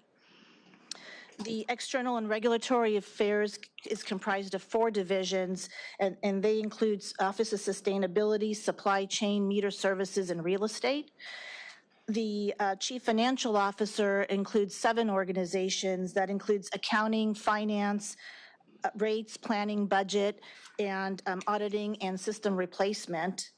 And the general manager and other direct reports is comprised of 9 different organizations, which includes the Commission Office, the GM's Office, the GM's Labor Planning Division, Office of Diversity, Equity, Inclusion, Inspector General, Corporate Strategy and Communications, City Attorney, EEO, and Claims Office. I just wanted to give an overview of the roll-up of many organizations that contribute into this budget. Did you say supply chain is in, I was in regulatory affairs? No, supply chain rolls into the chief operating officer. That's what I thought. So could you tell me the 4 organizations that are in regulatory affairs again, in external and regulatory affairs? Sure. It's Office of Sustainability, Customer Services, Meter Services, and Real Estate. Okay, yeah, you said supply chain before. You meant real estate. Okay. I apologize. All right, so the department is proposing a preliminary budget of $8,633 million, which is, compared to the approved budget, an approximate 8.9% increase, or a little over $700 million. The main key drivers of that increase is coming from Power System. Their budget is proposed at $4,072 million. It's about a 13.8% increase of over $490 million. And the large driver, as we'll continue with the slides, is essentially fuel and purchase power and some contract spending. The water system is proposing $1,065 million, which is an actual 15% reduction of about $190 million. And that's largely of some of the projects and contracts that are coming to an end, while others are increasing, and you'll see that in subsequent slides. The notable increase is actually coming from the Chief Financial Office of $1,878 million, and that's about a 21% increase of roughly $330 million, and the significant driver of that is bond redemption and interest expense, as well as the pension projections, and we'll cover a bit more in detail as we go through. Can you tell me what accounts for the decrease? Oh, I guess it's small potatoes compared to everything else, but there's still a 17% decrease in the general manager and other direct reports? Oh, yes. The $17 million, that is largely the GM Labor Planning Division, and that they have about 163 positions. And those are primarily for the GM to transfer to different operating organizations. I was going to say, so if that move, are those positions just moved someplace else, or did they go away? They didn't go away. We just reduced, we actually increased the vacancy factor, because all those 163, it takes time for them to get transferred to the divisions that are in need. And not all positions will be fully hired come July 1. So we increased the vacancy factor, whereas the last year's budget, they were 100% funded. Gotcha. Okay, thank you. Our current annual personnel resolution is in line with our current year APR of 13,456 budgeted positions. Based on the January occupancy of 10,973, you can see the department has well over 2,400 positions to grow the organization. Based on this occupancy trend, it will take time, as the highest net year-over-year increase occurred between fiscal year 2016 and 2017, where there was a net 338 position increase. So the department has its work cut out for it to actually fill up to the APR, but that is the goal. This slide provides the APR broken down by senior AGM, and it also provides and introduces the funded full-time equivalent of 11,664 positions. The purpose of providing a funded equivalent is essentially for budget, for the budget funding requirements to ensure within reasonable rates and revenue requirement. Not all the positions will be all hired come July 1, therefore for many divisions provided vacancy factors to minimize budget impacts. Now with this, compared to the January occupancy, power system has over 970 positions to fill. Water system has over 300 positions to fill. And I won't go through each of them, but the joint system has over 1,100 positions to fill over the next year. I'm sorry, I'm confused by that slide. Go back for a second. So funded occupancy is how many people we got now. Funded is how much this budget contemplates. The APR of 13,456 is what the annual personnel resolution, the approved budgeted positions, and that's where the division's goal is to fill up to their APR. The funded equivalent is based on various vacancy factors for each division. Depending on how fast they can hire all their positions, we provide, our office works with the divisions and we incorporate what's a vacancy factor. So some may have a 10% vacancy factor, meaning 90% of their budgeted positions will be funded. Every position is funded. It may just be some at 100%, some at 92%, and that's because they're not going to be able to fill all their positions come July 1. Can I add a comment on this? So we actually look closely at this year because one of the things that you might have heard in the past was people say, well, I'm not funded, I can't hire. And so we told people, everybody, you hire your vacancies. We know that there's certain realities in terms of how long that takes, especially when you have vacancies mid-organization, because people promote in, the vacancy just gets passed down to get the entry level. And so we looked very closely at where, based on history and where the vacancies were, so that we put the funding at a level that we think will actually spend, although people have permission to try to beat that, and that's what I said, try to beat if you can. But the problem is if we put the total funding in, it might drive rate needs or anything else arbitrarily. So one way to look at it is that if we look at the occupancy rate, that's how many people are actually, for instance, in the power system. Yes. And that they actually have room for another 974 people in the power system. And so I assume that if you go back to the funded FTE, that is what we anticipate that they're going to actually get to. Is that right? Based on history and Right, based on history, and how it whereas goes. Right. the preliminary APR, I assume, is the difference between what they have and what they could go up to. Correct. Right, so that's that 49 plus 974 gets you to the preliminary. Yeah. With the 52 is what, based on history and experience, we think will actually occur, correct? That's correct, yeah. Okay. I think historically, Aaron, you may remember differently, but I think the closest we ever got was 4%. So 96% full is probably the most we've ever been able to, just because of there's always holes in the organization. Yeah, So, all the things that we've seen 100 times on how we can't Right. hire or And so, actually get to the number of people we need. Right, and so the board's clear, we have no restrictions on hiring. We're trying to fill everything, but at the same time, we're trying to not put a You're budget trying number not out to there that budget drives. for it because costs, you right. don't, because the budget number drives rates and drives other issues relative to our financial performance. And so you don't want to artificially have that number be the number that we're working against if our history and experience tells us that that's not where we're going to wind up. And you could theoretically add another column, which would be end of, or I guess June 24 occupancy, which would be somewhere between the two first columns, right? Because the funded FTE is a full-time equivalent, right? That goes to your 90%, 30%, whatever is hired at some point. So the actual number of employees you have should be higher than the second column by the end of this budget period. And how does this factor in? Wait, I let me don't just think- ask- No, hold on. No, That's a question. that was a question. Yeah, I don't think that that's the case. I think that 5,200 represents whether it's that many bodies or the full-time equivalent of that many bodies by the end of the fiscal year. That's what they're counting. Yes, that's correct. Right. Okay, so that will be the end of Yes, 24. that's the end of 24. Right, that's the funding equivalent.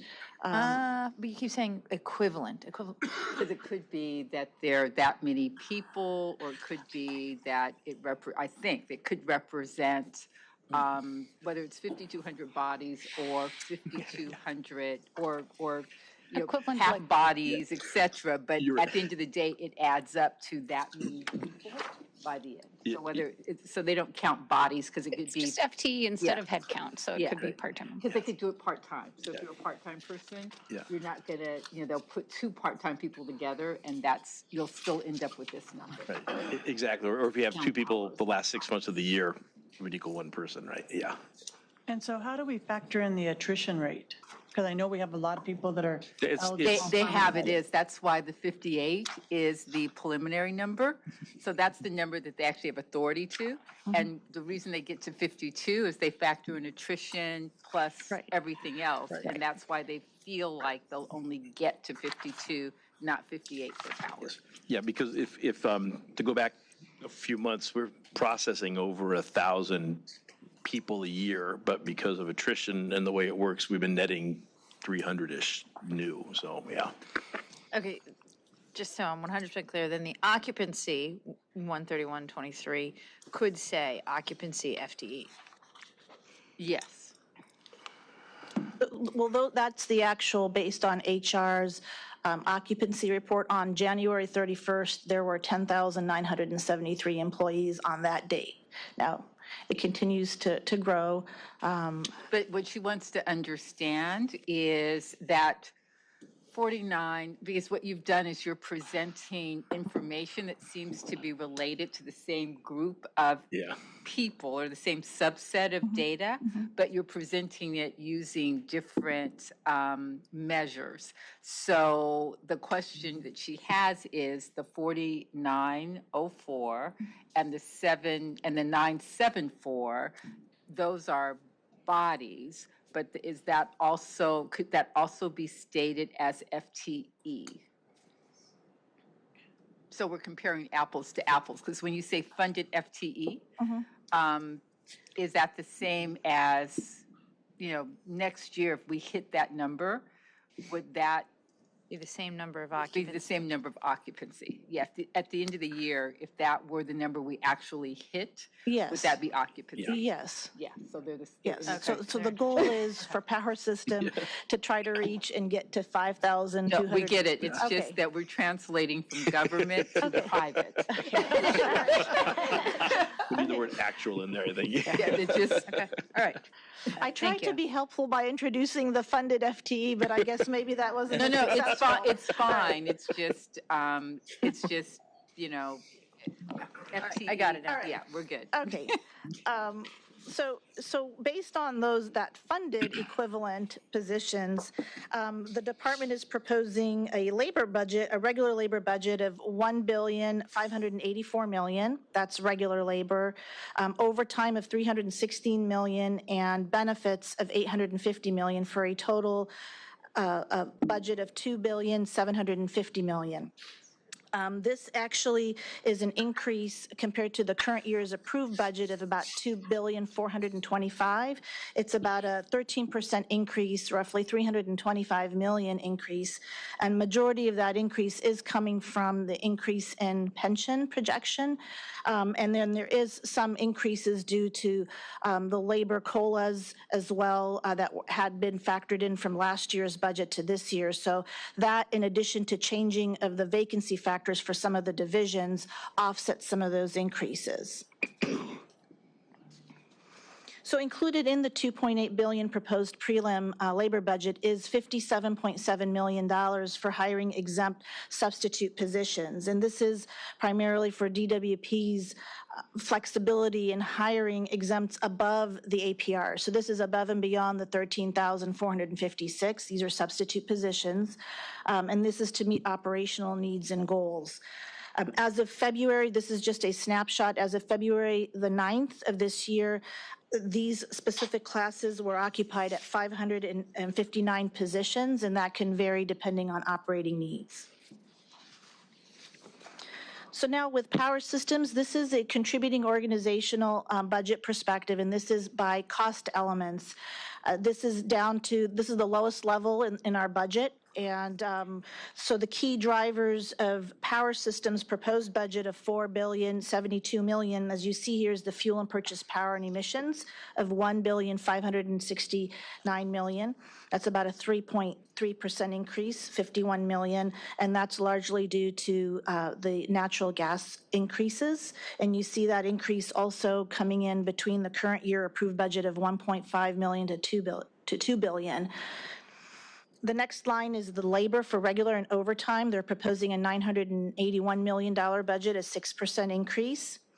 Contract spending is proposed at $890 million, and you see that's a substantial increase for Power System. It's about 44%, roughly $270 million, and the next slide will cover some of the key projects that are driving that increase. Materials and supplies, including fleet purchases, is roughly $385 million. And you'll see some of the projects with driving that. And lastly, notable increases in the other directs and incentives and fees. They're proposing about $108 million budget, 85%. So the main drivers are 14% of $494 million increase compared to the current year approved budget. As you see on the next slide. Go back to other direct incentives and fees. And again, you sort of kind of, you said it's an 85% increase. I'm just interested in what's driving that.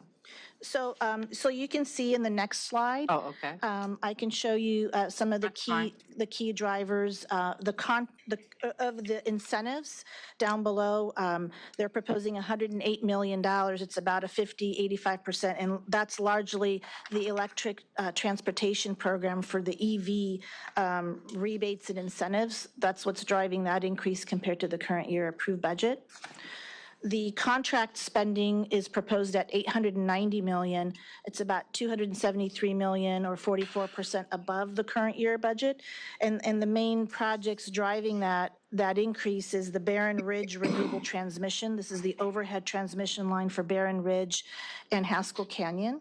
With respect to the EV incentives, rebates, et cetera, are we still substantially delayed in processing those rebates and incentives? Actually, we're making great strides, and they're putting a new process in place right now to accelerate that. And we had someone come in and talk about it last board meeting. So making strides is not responsive to, are they still substantially delayed? That guess was well timed, because I talked to some other EV charger providers the week before, and they had the same concerns. And so David Jaco is putting a new process in place to actually expedite payments with those vendors. So the answer is yes, we're still delayed, right? Yes, we're delayed, but we're fixing it very quickly right now. No, I understand. Okay. Well, only because one of the things, and again, there are a lot of slides, so I should probably just go through them. But one of the things that, as we're reviewing these slides, that there's the budget aspect, and then there's the operations aspect. Right. And so, as we talk about all the things we have to do, when we see these huge gaps in terms of bodies at the organization, and then we relate it back to our operations, it may be great from a budget perspective to recognize that we don't have people and that this is, that's all great. But from an operations perspective, it is hugely problematic. And so what we're going to need to see is we're going to need to see how these assumptions, if they're true, because essentially your budget is your Bible. So if these are the assumptions that we're actually buying into, then we need to start seeing operational plans that are pegged to these assumptions and that aren't pegged to something other than this. Or we need to figure out how we're going to create a change, but we can't keep, doing what we're doing and just, Right. Can't have an amount of money here and then not be able to actually process it, right? Well, no, what you're saying is we're being realistic about, for instance, hiring. Mm-hmm. And what we know is one of the most significant constraints we have with respect to any number of our programs are people. Mm-hmm. Mm-hmm. So if this is what we believe, we're going to achieve with respect to people, then it doesn't do us any good to talk about, plans. What is it? Is it integrated human resource plan? Right. On the people side that are necessary to support certain aspects of our work. It actually makes more sense to take your Bible, which is your budget, and say, this is what we got. So what work can we get done? Than to just get very transparent about that. So I guess that's, as I'm sitting and watching, that's where my head is going. Okay. Go ahead. This is the preliminary budget, so we can go back and talk to the EV group to see if this is realistic. Well, except that that's beside the point, because what you both said and what Marty says over and over is our history tells us that this is what's going to happen. So it's not talking internally, it's doing something different to change the outcome so something different happens, or starting to say, this is what we got, this is what we can do. That really is a shift that we're going to have to make, so that we recognize that the budget is the Bible and the rest is just conversation. Go ahead. Okay. For another key driver of Power Systems budget is the materials and supplies increasing about $37 million or 17% compared to their approved budget. And that's driven by power system reliability, distribution capital for poles, cross arms, and equipment. That's increasing $15 million. The Eastern Station additions and betterments are increasing close to $8 million. And the reliability substation capital spending in material and equipment is increasing by $6 million. The fleet purchases are increasing $17 million, or roughly 15%. This is for the equipment replacements and additions. And as we just talked about, the incentives, those are primarily driven by electric transportation in the EV rebates.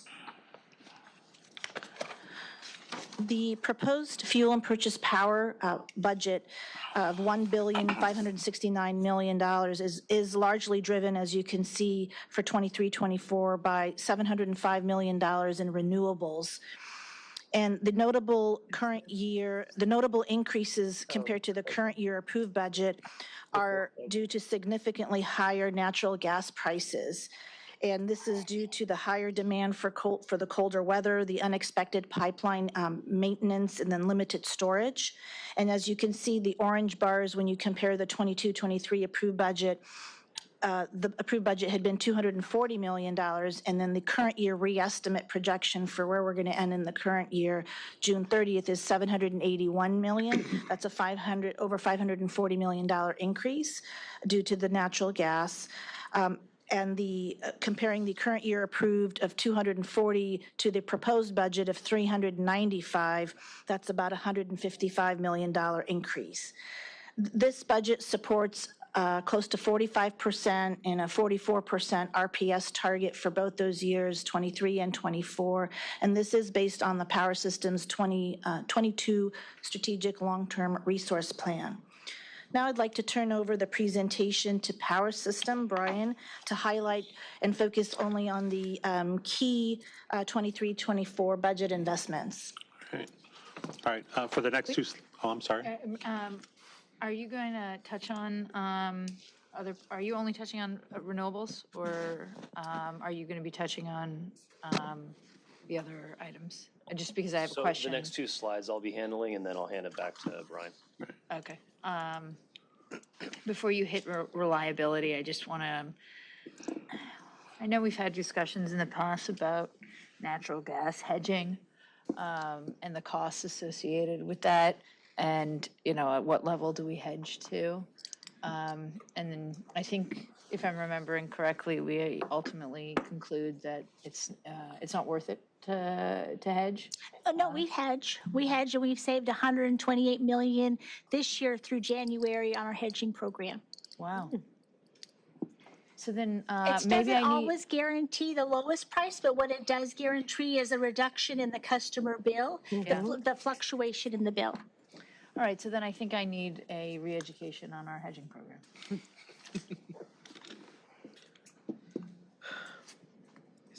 Go ahead, please. Okay. All right, so we'll start with Jason Rondu. He's our Director for Power System Planning Division. So good afternoon, I think it is now. Board, Jason Rondu, Director of Director of Planning for Power Systems. We just had a reorganization. I was going to say, did something change? What my title is. Yeah, thank you very much. At least I don't feel bad now. That's okay, we're just always to have Jason at the board, so. I'll be quick, but please ask questions if there are any. In the interest of time, I'll move expeditiously. So as many of you know, we recently completed the 2022 SLTRP, our Strategic Long-Term Resource Plan. It was really a monumental effort across Power System and included 50 organizations that constitute our advisory group, and we expect to release that document this month. We are gearing up for the 2023 Strategic Long-Term Resource Plan, and consistent with a lot of the feedback we've been given about aligning with our budget, one of the themes will be affordability and equity with respect to integrating equity strategies and trying to secure DOE funding through the bipartisan infrastructure law. That'll be a huge opportunity for us. And so far, we've tried to go after every dollar that we possibly can in order to make sure that we have as low of a rate impact for our customers as possible. We also need to incorporate, once the Integrated Human Resource Plan is finalized, incorporate that so that we can develop a plan that does not back into meeting goals that we've been asked to do, but actually achieves what we can achieve based on the constraints, based on the staffing, based on the funding that we have. Finally, on this slide, the last thing that I'll mention is we have an obligation every 5 years to submit an integrated resource plan to the state of California, and this delineates and this details all of the investments that we expect to happen over the next several years, and that actually helps drive state policy and drive legislation and regulations at the state of California. And so that is something that staff is going to be working on over the course of the next year. On the next slide, I'll talk about some of the key goals and initiatives for the power system over the course of the next year to try to meet some of these goals. We will need to ramp up our negotiations for power purchase agreements, both wind, solar, and storage, to the tune of 845 megawatts that we'd like to begin negotiations and ideally complete through the course of this calendar year. We also have projects that are in process and under construction, including the Eland solar and storage project that we expect to begin delivering energy next fiscal year. We also, and this is pretty critically important, expect to finalize our distribution resource plan. One of the biggest drivers of our reliability and the biggest drivers of future rates is our distribution investments. So we need to make sure that we are making those investments in a way that maximizes reliability and minimizes costs. We also expect to begin negotiations on expanding our energy storage portfolio, both at the utility scale at Beacon, but also locally through several programs that are under development now that will be brought to this board at a future date this coming spring, including a feed-in tariff plus energy storage program, as well as a customer-sited energy storage program that will help to incentivize commercial energy storage and EV managed charging as well. We also are working, and this is the last item that I have, and I'll hand it back to Brian. We also are working with the state to secure tens of millions of dollars to bring in outside funding to stand up customer-facing programs to help deploy distributed resources in our service territory. So this is another program where we're trying to bring in external dollars to help minimize rate impacts for our ratepayers. So unless there's any questions for me, I'll hand it back to Brian, and I'll be here if there's questions. Thank you, Jason. These next slides are essentially the cornerstone of our resiliency and reliability on the distribution side. And that's our PSRP, our Power System Reliability Program. And what we're looking at here specifically is ramping up our replacement. So we're increasing our targets. We have two key contracts when it comes to poles, cross-arm, distribution transformers, and substructures, three including the underground, that address those specific items in that asset replacement program. Also an increase in our substation asset replacement targets moving forward. This is what we had talked about before, the exempt positions that we have and the labor agreements now that we have in place to increase staffing on the civil service side and decrease the staffing on the exempt program, right, to help us specifically target our asset replacement targets on the substation side. But I have a question. If you're increasing to increase staffing on the civil service side, that takes us into that we can't hire anybody because we can't increase staffing, because as we hire, we lose people, so there's never really a net increase. Right. So, and that was part of our agreement with Local 18 on that, is to be able to hire and increase our civil service side and slowly decrease our exempt side so we can increase the overall people in the PCM groups. Okay. So that also includes an expedited training program to bring civil service or exempt employees into civil service. Got it. Okay. Next slide. This next piece, this is a new contract that'll be coming before the board specific to the wildfire hardening areas. This is specifically includes doing poles, crossarms, transformers in the high fire threat zones. And this is separate from our existing PSRP program. And then lastly, our electric transportation, and this is what we had discussed already earlier, essentially an increase of $126.8 million into this, and that's $66 million estimated just to fund rebates for 3,000 residential and 9,000 commercial level 2 DC fast and medium and heavy duty EV chargers. An additional $27 million to fund over 500 level 2 DC fast and 50 heavy duty bus chargers in collaboration with other city departments. And then also the design and construction for our own fleet infrastructure.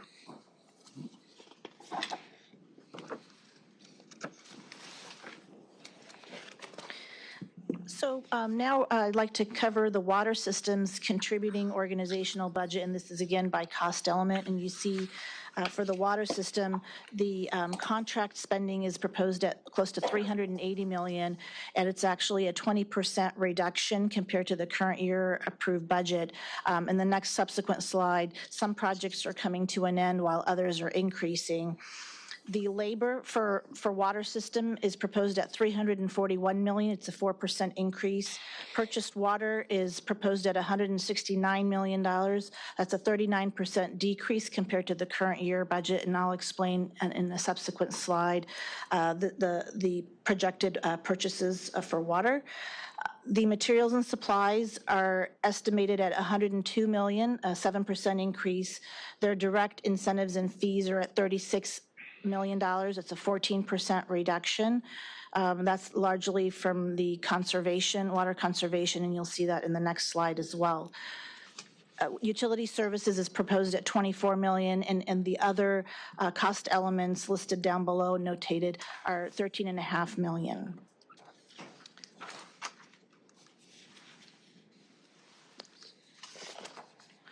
So some of the key drivers for water systems budget, as I mentioned earlier, their contracts are proposed at $380 million. It's a 20% reduction, and you see the groundwater remediation and cleanup effort is proposed at $55 million. It's a $111 million reduction compared to the current year approved budget. As some of those are winding down, those are offset by some increases of $19 million, and this is for the watershed stormwater capture projects, and some of those include the Strathern Park, the Valley Village, the David Gonzalez Recreation Center, and then Fernangeles Park. Some of the incentives you see are proposed at $36 million. It's a 14% reduction. This is primarily for the water conservation. While it is a decrease of $6 million compared to the current year's approved budget, it is, you see, increasing from their current year estimate. They're projecting to come in at $7 million by the end of this year, so they are going to be trying to ramp up to $10.6 million. And lastly, utility services is proposed at $24 million, a roughly 10% reduction, mostly coming from the pump booster operation and maintenance. The next slide is the proposed purchase water. That is $169 million for the 23-24, and that is $178 million below the current year approved budget of $347 million. And so the increase in the availability of the Los Angeles Aqueduct supplies due to all the recent storms is expecting to significantly reduce purchases of the more expensive water sources from MWD, and that you see in their latest projection. And now I'd like to turn over the presentation to Anselmo to highlight some of the key strategic investments for water system. And I do want to point out that we have a very long closed session as well. So we're only on slide, 16 or so, 17? So if we could move through this, that would be useful. Absolutely. So this just highlights some of the investments that we're making. The top portion there talks about projects that are going to continue to be in construction. I will say the San Fernando groundwater basin remediation, those are the projects that are coming to an end this particular year. And the Headworks project control station, that's also going to come to an end in 2024. So let's move on to the next slide. I'm going to try to keep this into buckets, keep it really quick, water buckets. Sorry, I had to go there. So the buckets will be water infrastructure, water quality, water supply, and water conservation. So in the water infrastructure, we're going to continue to ramp up on our mainline replacement. We're targeting 225,000 linear feet of mainline installation, as well as over 34,000 meters that we replace on an annual basis. The picture you see in here, the left side is the mainline installation. The middle is the Headworks flow control station. That is the third phase of 4 phases for the Headworks program. The next phase will be actually the restoration work that will take place more than likely not next year, but the following year.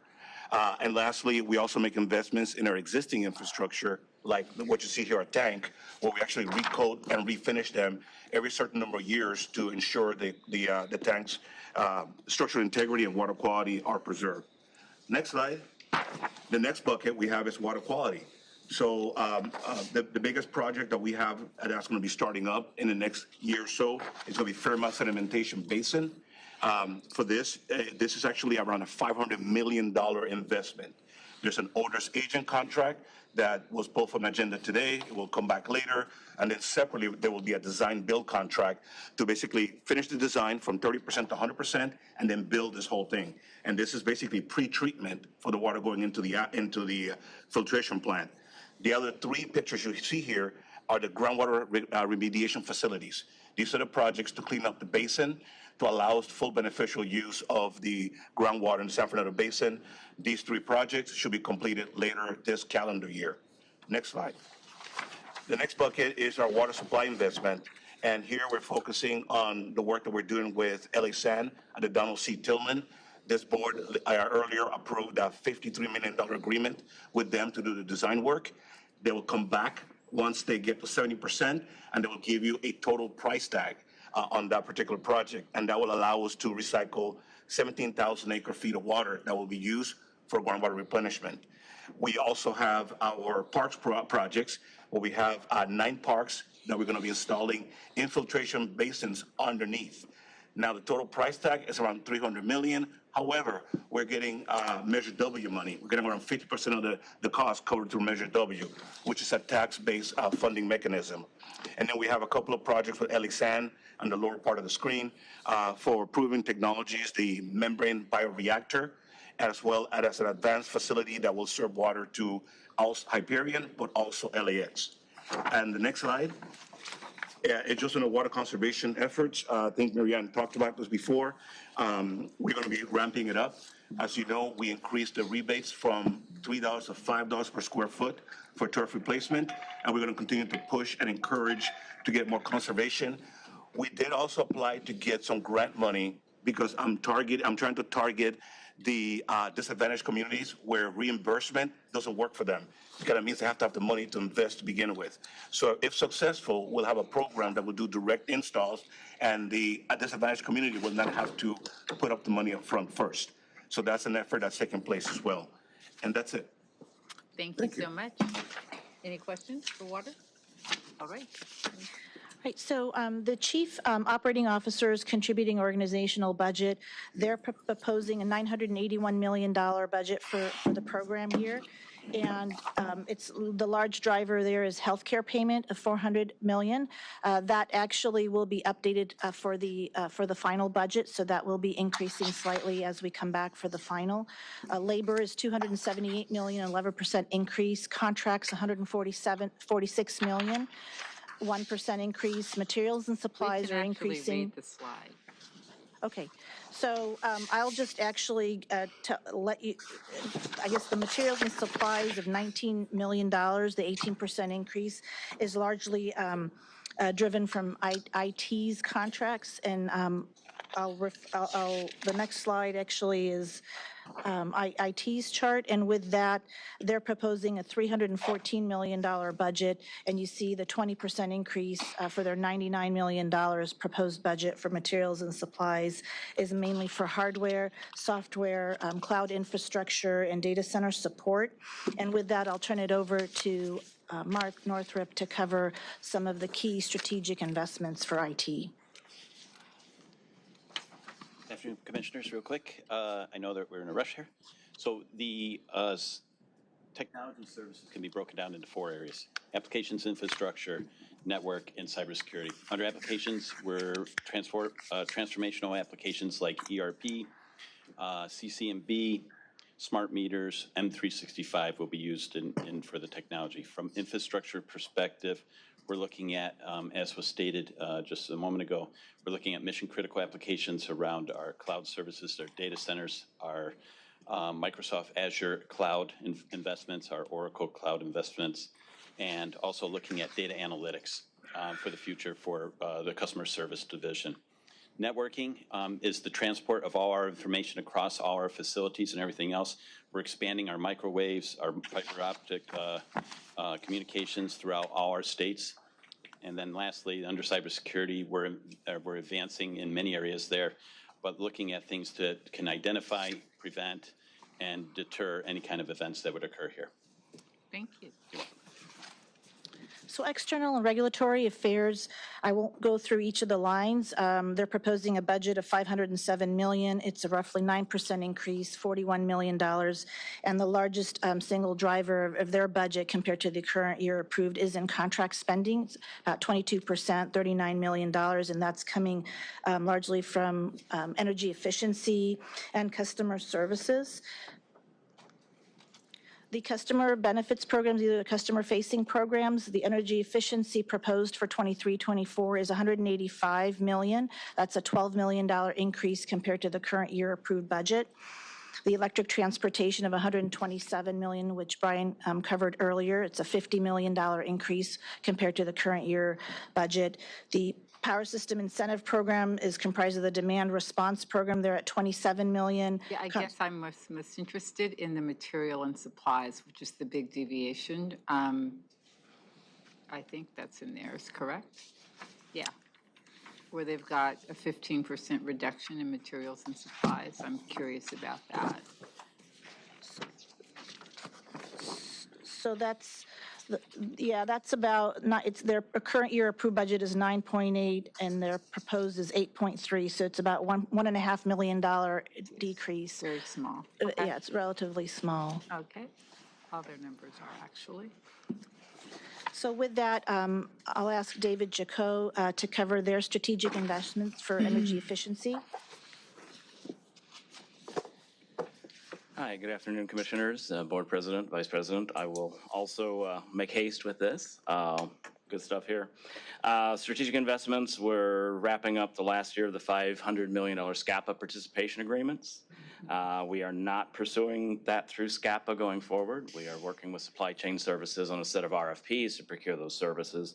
I can go into more detail if you want, but it's big things like commercial direct install, which helps low, moderate sized businesses, small businesses, AC optimization for also electrification measures in the valley, as well as AC tune-up, and of the EPM, which is where our Cool LA enhanced rebates for room ACs for low income reside.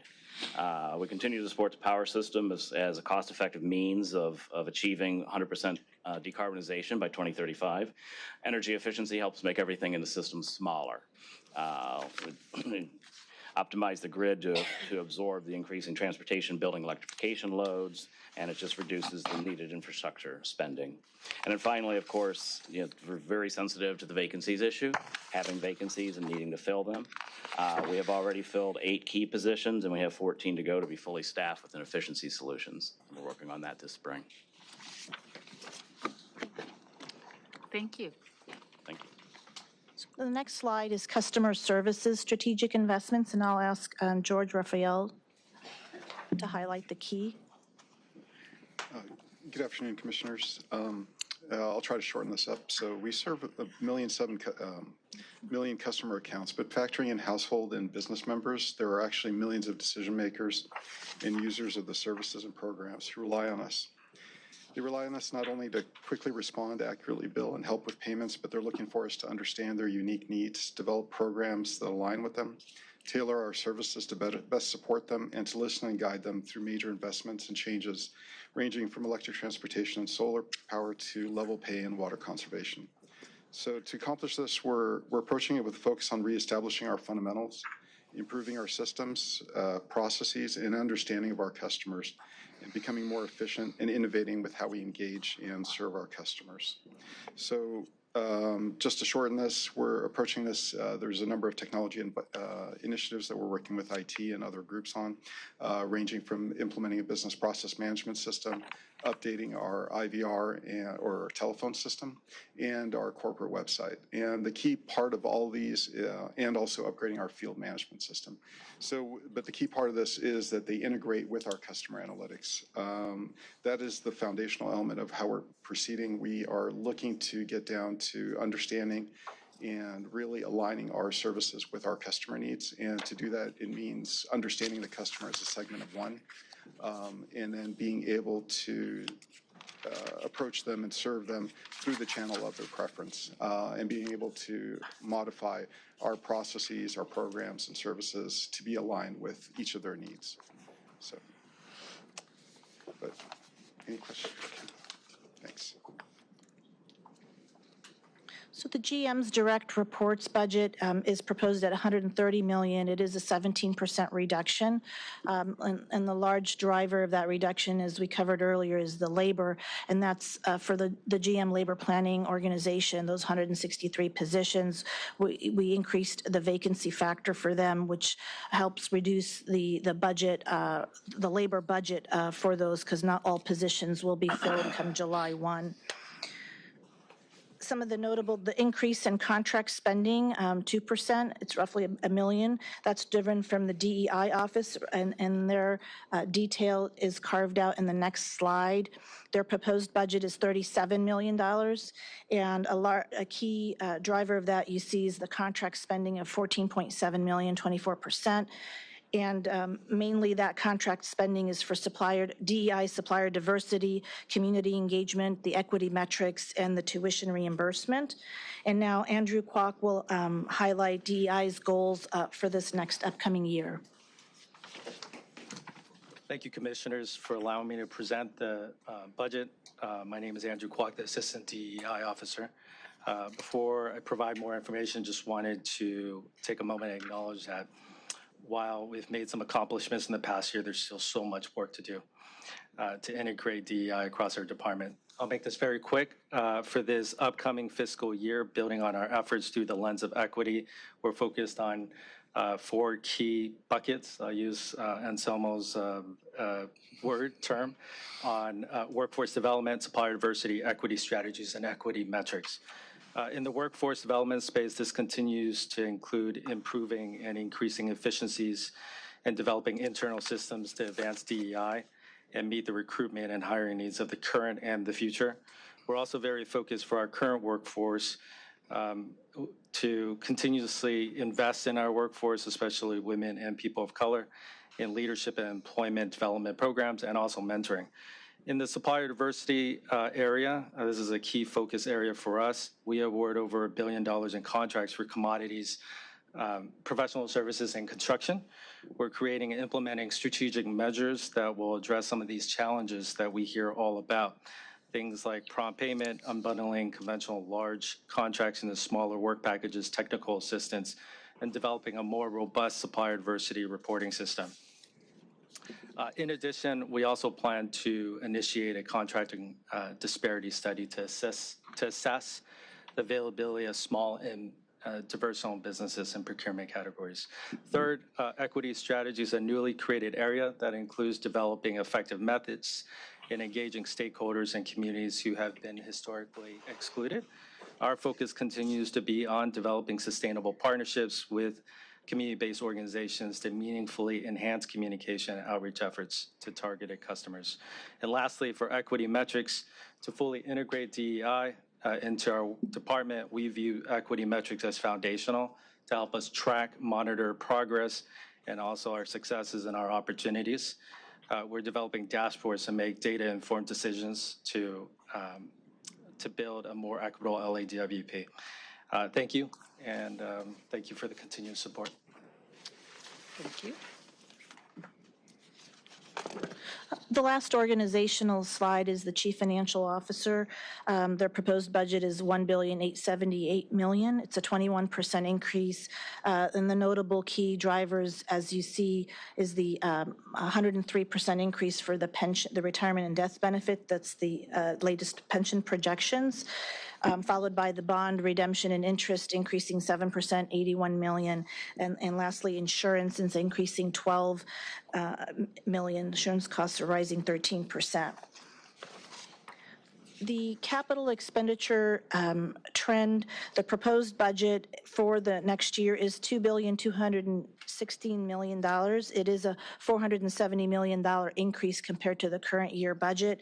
And some of the key programs driving that, as you can see, the red bar is the RPS. They're increasing by $210 million, going from $213 to $423 million, followed by infrastructure, which is the purple bar, going from $476 million, increasing to $602. And lastly, the Power System Reliability Program, which is the orange bar, going from $548 million to $667 million. The operation and maintenance expenditure trend, they're proposed for the Power Revenue Fund is proposed at $1,724 million. It's a $240 million increase. And the large driver of that is the infrastructure, which is the lavender purple, going from $374 million, increasing to $489 million. It's a $115 million increase, followed by the operating support, which is the green bar, going from 560 to 641. And lastly, the reliability program, which is the orange, going from 491 to 534 million. And the last slide for the Power Revenue Fund is the proposed financial plan for 23-24, and it includes projected sales of 22,251 gigawatt hours. The revenue requirement is proposed at $4,815. Operating expenses are $4,164, and the change in net position or in our equity is $307 million. The total projected borrowing for the year is $1.1 billion, and the system average rate is 21.8 cents per kilowatt hour. The water capital expenditure trend is proposed at $958 million for this next year. It is a reduction of $46 million compared to the current year approved budget, mainly coming from some from the capital projects that are coming to an end on the water quality. There's decreasing by $97 million. That's the yellow bar. The red bar, the infrastructure, is increasing by $26 million, and the water supply is increasing by $16 million. The O&M for the water revenue is proposed at $700 million. It is a $49 million increase compared to the current year's approved budget, largely coming from water quality. The yellow bar, they're increasing $15 million. Operating support is increasing about $14 million. And lastly, infrastructure is increasing by $13. And the second to the last slide, the sales projected for the preliminary budget is $190.4 million HCF. The revenue requirement is $1,608 million, and the operating support is $1,150 with a net position of $259 million. The water fund is anticipating borrowing over $600 million, and their system average rate is proposed at $8.97. So you are reading slides to us, and I guess what I'm getting a little frustrated with is there something that you want to tell us contextually that we should be paying attention to, or is it just the information that's in the slides? I guess I had planned to actually relay the change from the approved budget, but I guess I was trying to curtail it so that I just covered the key elements. Is that not in the slides as well? It is, yes. Okay.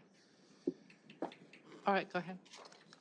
And in concluding, we are requesting today your approval to transmit the budget to council. We are going to work with the board office to meet the submittal of the final budget package within the department timelines. By charter requirements, we're required to obtain your board's approval by May 31st. And the intent of this presentation in this detail was to, if there's any changes that you would like be made in the budget, to let us know, and we will work with the divisions to incorporate for the final budget, which we will be planning on bringing back to you on May 9th. I think it's hard to say, at least for me, just looking at numbers on a piece of paper. It's difficult to, and even the vignettes between, it's difficult to say, I think this is too much, or this is too little, or this should change, et cetera. As I said, one of my larger contextual issues has to do with what we say we're going to do from an operational perspective and what our budget says. Right. And that's those are the critical components. I mean, the numbers I know all add up, et cetera, and they all relate to something. But until there is, so as I look at this, until we understand what it means in terms of the work that we're actually doing, it's impossible to say too much here, not enough here. So I just offer that as feedback as it relates to how we present and how we confer, because I can't imagine that anybody else sitting at this dais has any real, material, substantive, or thoughtful input. It's a lovely presentation, but we can't really respond to it or react to it in a meaningful way. So if it is, if what you're requesting is the authority to transmit it, I guess, assuming that it's clear that this is very preliminary and that we have not really dug into it in any particular way. And I know there are lots of issues that impact our budget that have not been detailed in the context of this presentation that we will probably want to understand better before we approve a final budget. Okay. All right. And to your point, and certainly what you said about, do we have the people to execute these plans? Before we bring the final budget back, we can bring back some detail sheets showing exact programs and how they're supported, if that would help, because I know there may be a question in one line item, what is, particularly on customer-facing programs, what is included and are we going to execute those? So we can bring that and back. also what's prioritized, because there's some things that we're going to be, we have to make decisions about what we're going to do, and perhaps if we're dealing with a limited amount of money, then it's a question of what we're going to do versus what we're not going to do. I know that we have and continue to have issues with respect to, interim rate review or an ultimate rate review. We have lots and lots and lots of issues that impact our financial circumstances, and that's what we need to be looking at, not just the numbers on the paper, because that doesn't really do much for us. Okay, so as a preliminary budget, thank you. Thank you.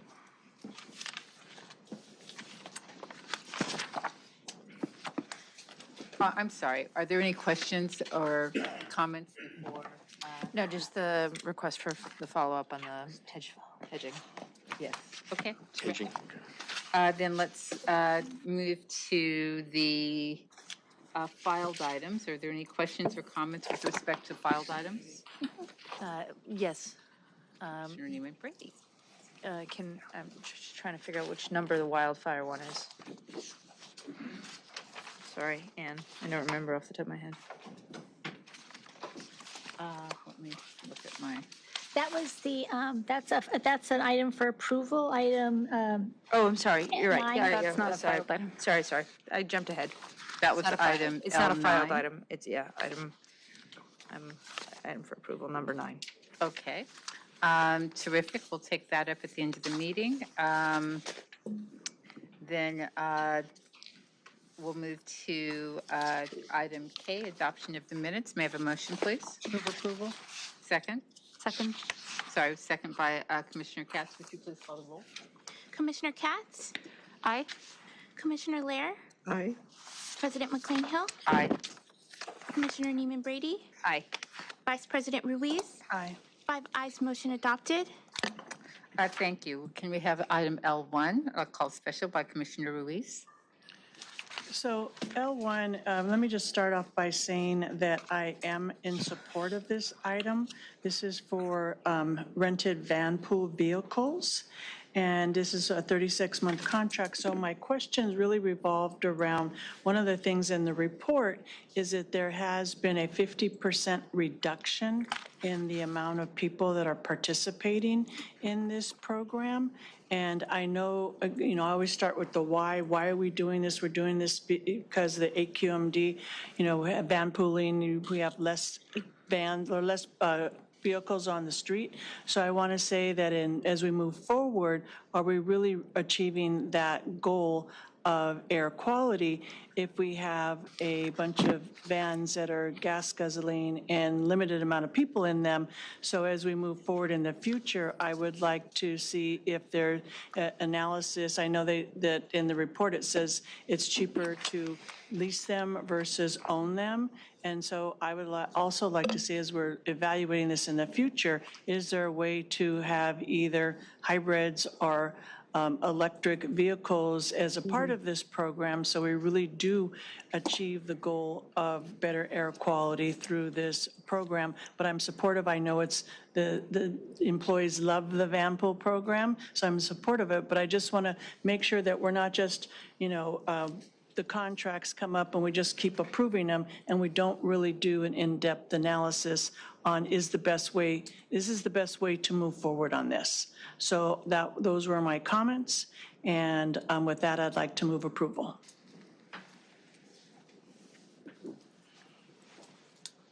Second, the motion and also the comments. Thank you.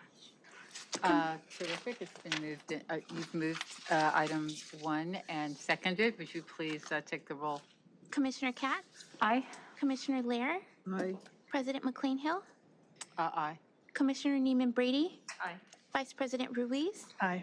5 ayes, motion adopted. Terrific. Thank you. I have called special the item with respect, item L2. Michael, would you please, are you delivering the presentation on 2?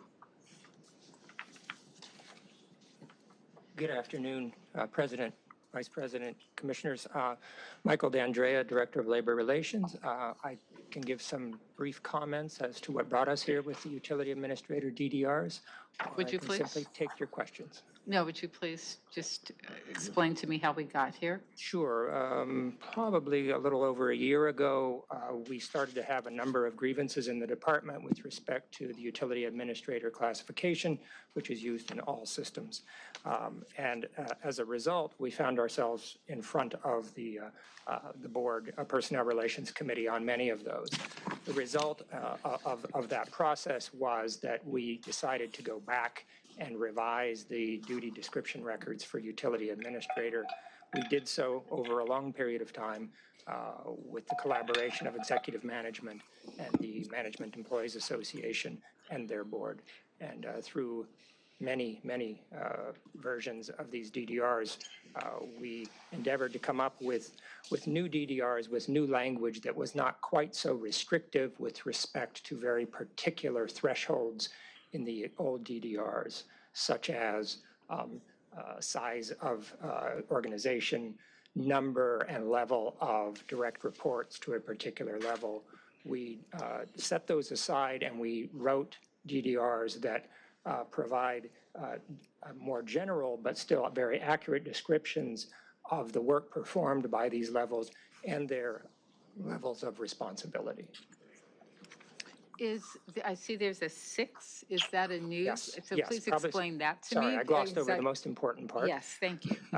In that process, one of the endeavors was to equalize the utility administrator classification with other management classes in the department, especially in the joint system, like utility services manager, all of which have 6 pay grades or levels. And so that was put forward in our process for the MEA labor contract. And we were successful in having 3 UA5 level positions and 1 UA6 level position in the department. Essentially, the new UA5 level would be the administrative services manager level, 1 for each system. And then the UA6 would be a overarching administrative manager for the entire department that would essentially serve as a liaison between the system, administrative services managers, and executive management. If I could comment to that. So the reason, and you may recall in some of the grievances that we went through, so originally we had a UA4 over each system, but we also had some divisions that qualified as a UA4 size. And so the way it was formatted with the UA, between the UA3 and 4 that had divisions, became somewhat infeasible in terms of rolling up to 1 person in each group for water powering joint. So we looked to add a UA5 as the roll-up point, and then the 3s and 4s would be handling the divisions, and then a UA6 to provide consistency across the department so that we can ensure that as we administer department policies, that there's consistency in all the groups, and that each major organization has a single head for people to roll up underneath, and then they all have someone to work underneath. And that person would be at a management level position, so could act, really as an administrator over all of those functions. Okay. I'll be interested in seeing how that addresses some of the issues that we've seen in Personnel Committee. Can I add, one other thing is that working with MEA, we also got agreement as to which levels or which divisions we can document up front. And so there's clear expectations as to what the appropriate levels are, and everybody has the same picture going forward for all the levels. Okay. All right. Thank you. I will go ahead and move approval. Second. 2. So it's been moved and seconded. Would you take the roll, please? Commissioner KATZ? Aye. Commissioner LEHRER? Aye. President McCLAIN-HILL? Aye. Commissioner NEEMAN Brady? Aye. Vice President RUIZ? Aye. 5 ayes, motion adopted. So we have item L7, again called special by Vice President Ruiz. And I just wanted a brief explanation for the public. As a brief explanation, this is our quarterly energy cost adjustment factor. As Dr. Pickle mentioned, the bill will go up 30 cents, and it's gone up very little, but every quarter we're required to provide the board estimated expenditures divided by the number of kilowatt hours sold. And so that's the reason for this package. Thank you. Move approval. Second. Commissioner KATZ? Aye. Commissioner LEHRER? Aye. President McCLAIN-HILL? Aye. Commissioner NEEMAN Brady? Aye. Vice President Ruiz? Aye. 5 ayes, motion adopted. We now have item L15, which has been called special by Commissioner Ruiz. So on this one, this comes to us from the water system, and I just wanted to compliment staff. I didn't have any questions on this, but I always really like the fact that we're either working with other departments or we're working with other entities such as the County of Los Angeles. I think really to work on a lot of these very important issues, we're really going to have to come together as a region. So I just wanted to say thank you for staff for working nicely with other people, and with that, I'll move approval. Thank you. Second. Commissioner KATZ? Aye. Commissioner LEHRER? Aye. President McCLAIN-HILL? Aye. Commissioner Neiman Brady, Aye. Vice President Ruiz, Aye. 5 ayes, motion adopted. And then we'll move to L16. We'll circle back to L9, which has been approved already for a question that Commissioner Newman Brady would like to pose. Since I call this one special, I will begin by simply saying that this motion relates to the presentation that was made earlier by our staff. It includes a significant additional policy change or policy amendment that can only be done by this board. So I will first read into the record the motion itself. The number of unhoused people in the city of Los Angeles has increased dramatically over the last decade. Recent data indicates that while making up only 9.6% of the state's population overall, Los Angeles is home to 25% of the state's unsheltered population. At any given time, well over 40,000 people are without shelter in the city of LA. Homelessness has disproportionately impacted Black, Indigenous, and immigrant Angelenos. African Americans, who comprise 8% of the city's population, accounted for 33% of people experiencing homelessness.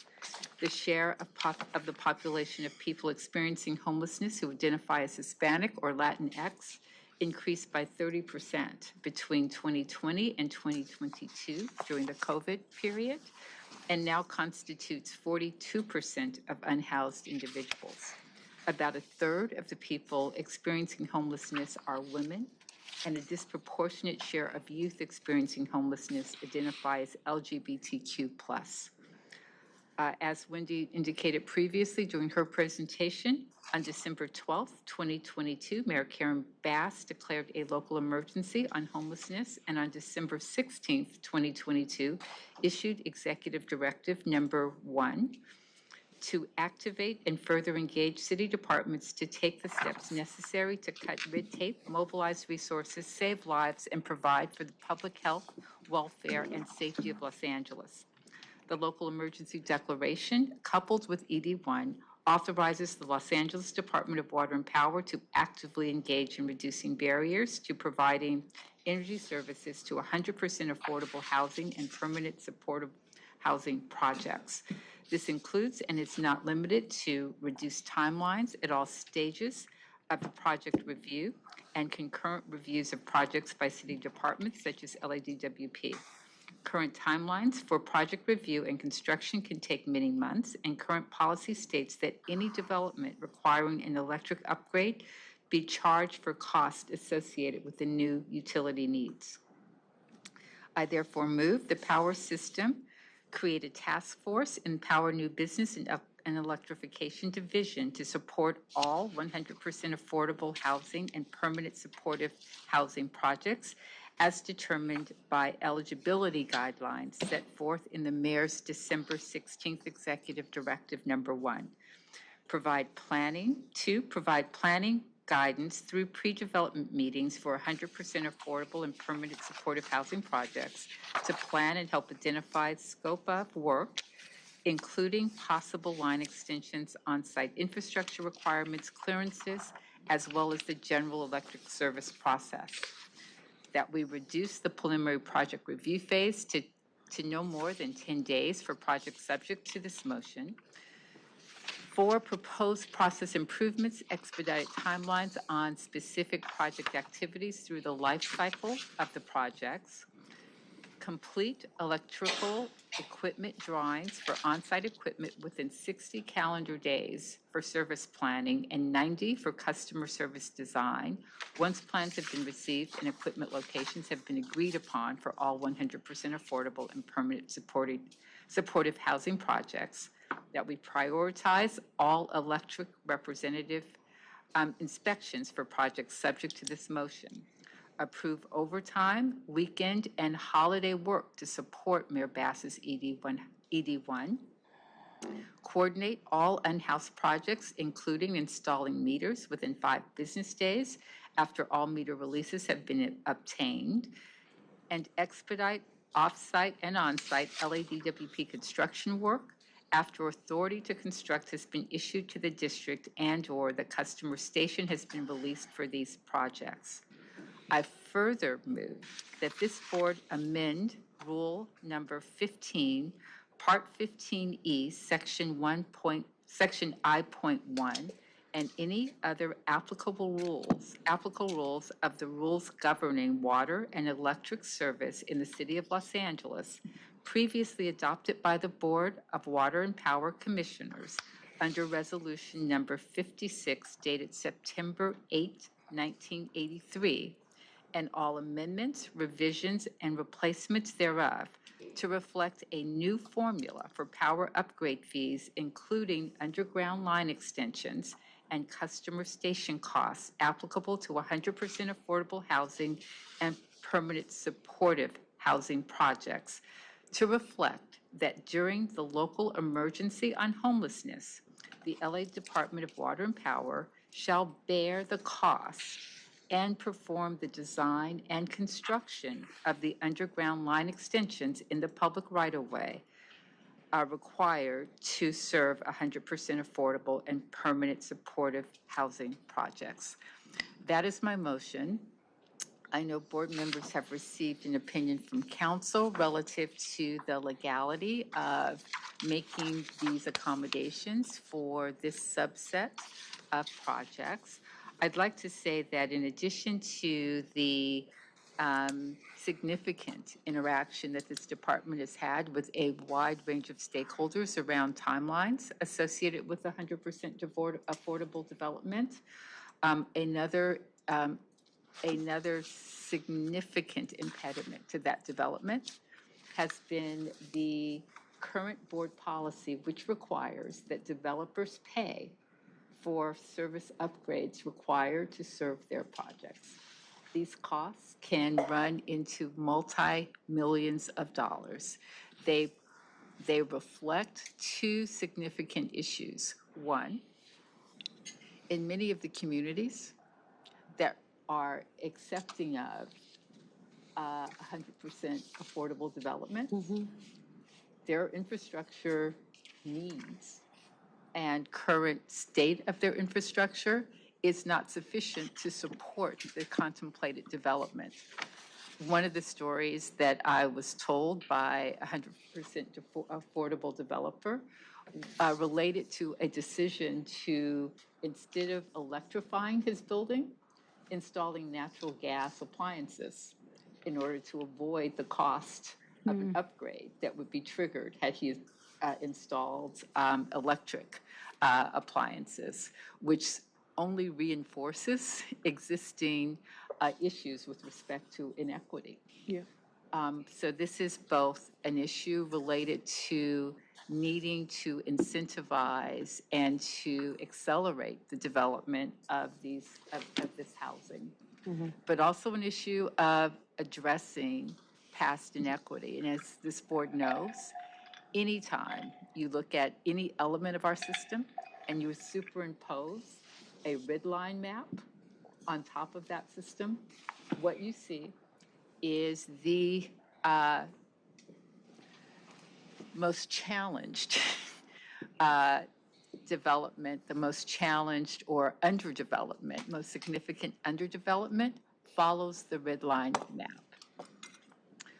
It is critical that we not only do what the department has indicated, that what Power System has indicated they are prepared and capable of doing, but that this board take the step that only it can take, and that is to relieve the burden of paying for infrastructure in the public right-of-way necessary to serve these developments throughout the pendency of this emergency declaration.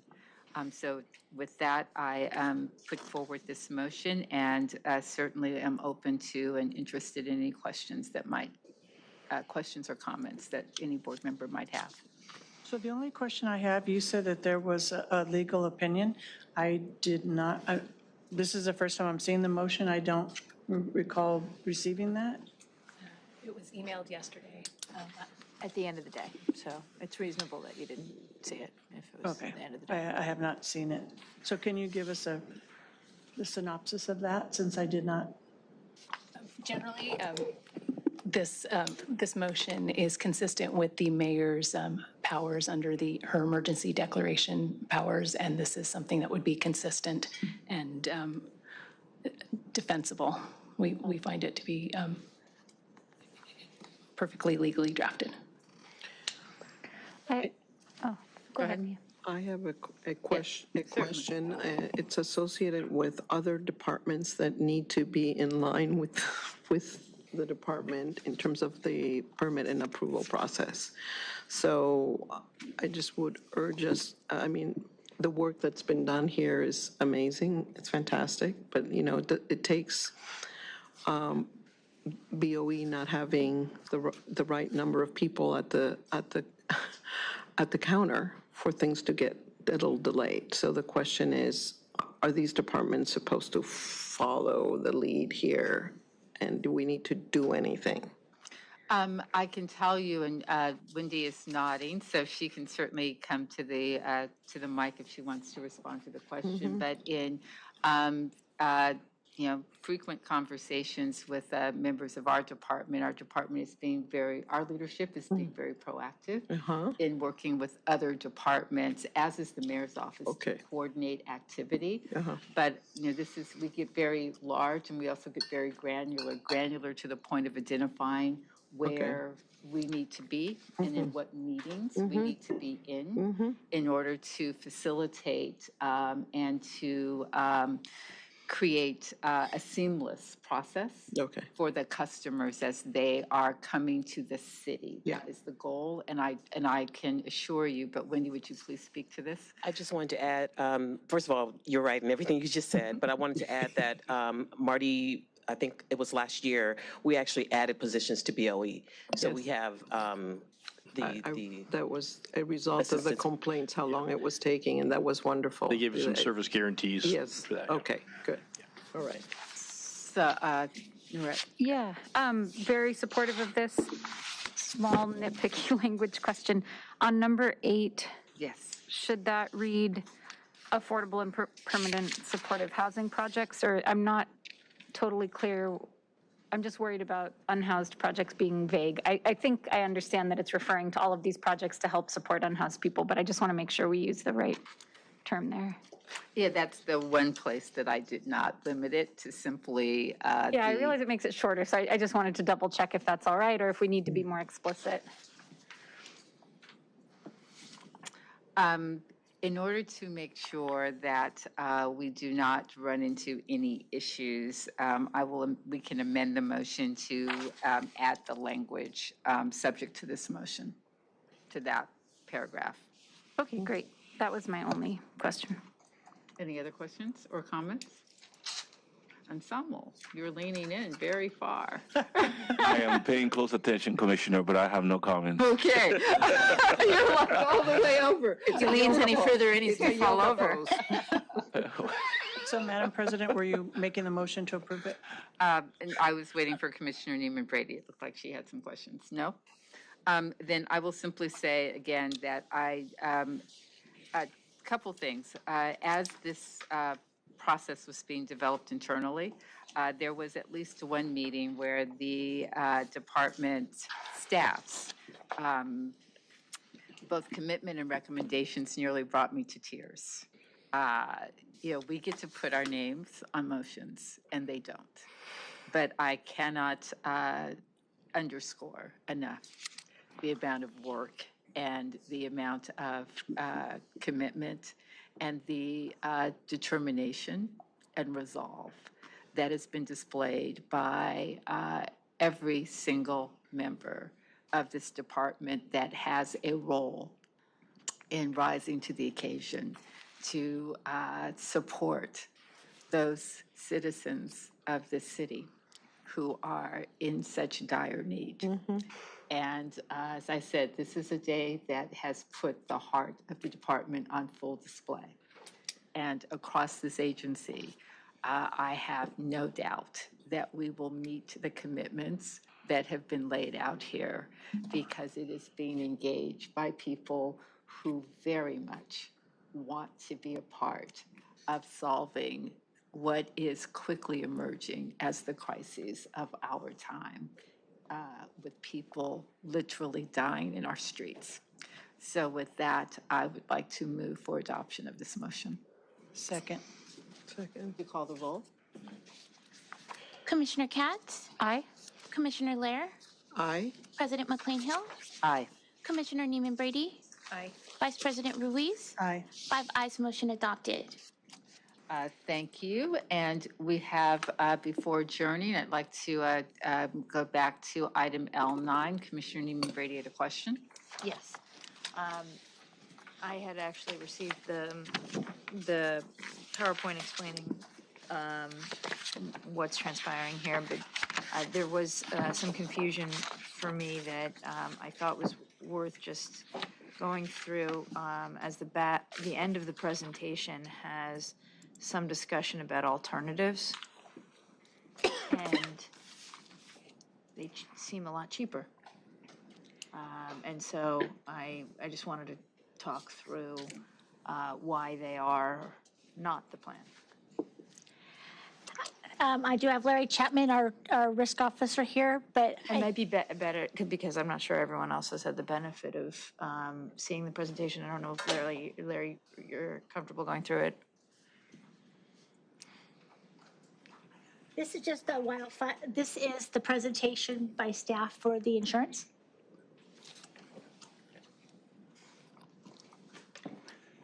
Good morning. So you wanted me to go through the presentation? Well, it's afternoon, but who's counting, right?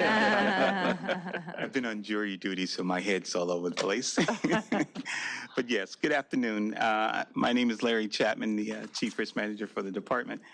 And the presentation relates to excess liability and wildfire and catastrophe bonds.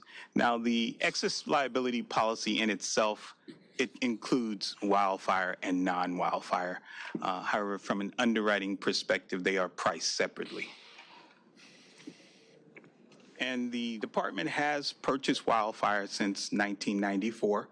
And as many of you are aware, over the last few years, it's become a very prevalent issue, especially in the western states and California in particular. We currently buy limits of $160 million of non-wildfire and what adds up to $160 million of wildfire, and we supplement that with additional coverage of wildfire catastrophe bonds, which is something completely different and separate from wildfire insurance.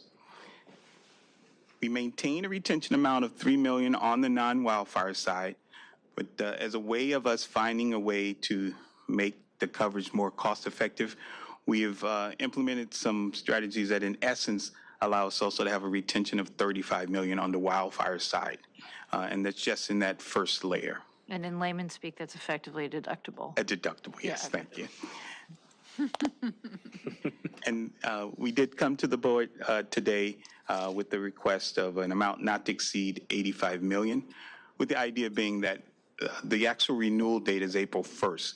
So we're going to continue to market the program all the way up until that effective date. And we may use the whole 85 or we may not, if we're able to have some of these strategies we use to be able to bring that number down. This graph is just designed to kind of show you how it lays out in terms of our strategy. There's And so I'm 100% clear. It costs us $85 million for coverage up on a wildfire for coverage up to roughly $240 million. Okay. The $85 million is for the whole Entire package. Insurance Right. Program. The wildfire in itself, let's say we're able to use the whole amount. Probably about $50 million of that would be for the wildfire coverage itself.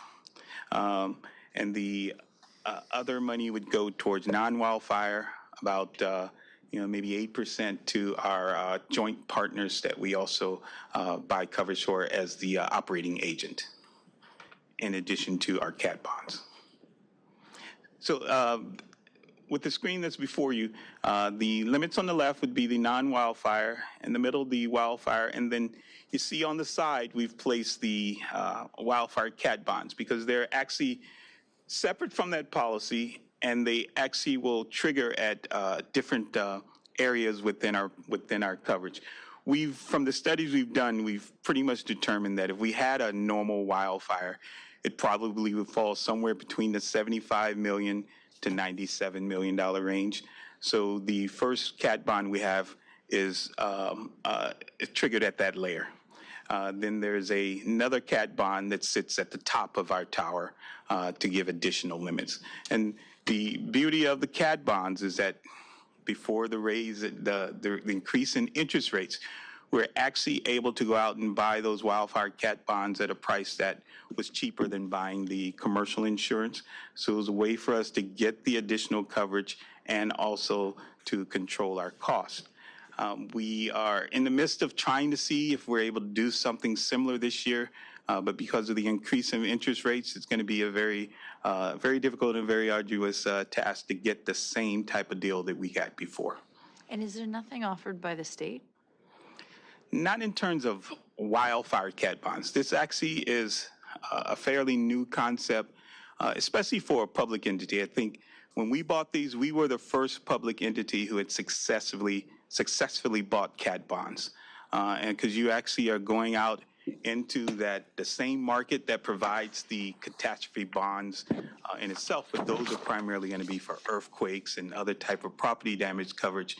This was the first time that a public entity was able to get wildfire cat bonds, and it's only because our profile was good enough that the underwriters out there thought it was a good deal. Because even though we live in California, we have an urban blueprint. We are always telling folks we don't cause wildfires, and our history supported it. So we were able to get a good deal on those, but it's not something that you see every day in the market. But we are going to continue to pursue that because it worked well for us. And this graph is just designed to, as you were alluding to before, talk about the premium that we've endured over the last few years. If I could go back a little bit further, what's not on that graph, I remember when I first came in 2015, we probably were paying about $17 million for our wildfire and non-fire wildfire together. But that's when the onslaught of the wildfires began. And every year we were seeing 20 to 30% increases just in the wildfire coverage alone.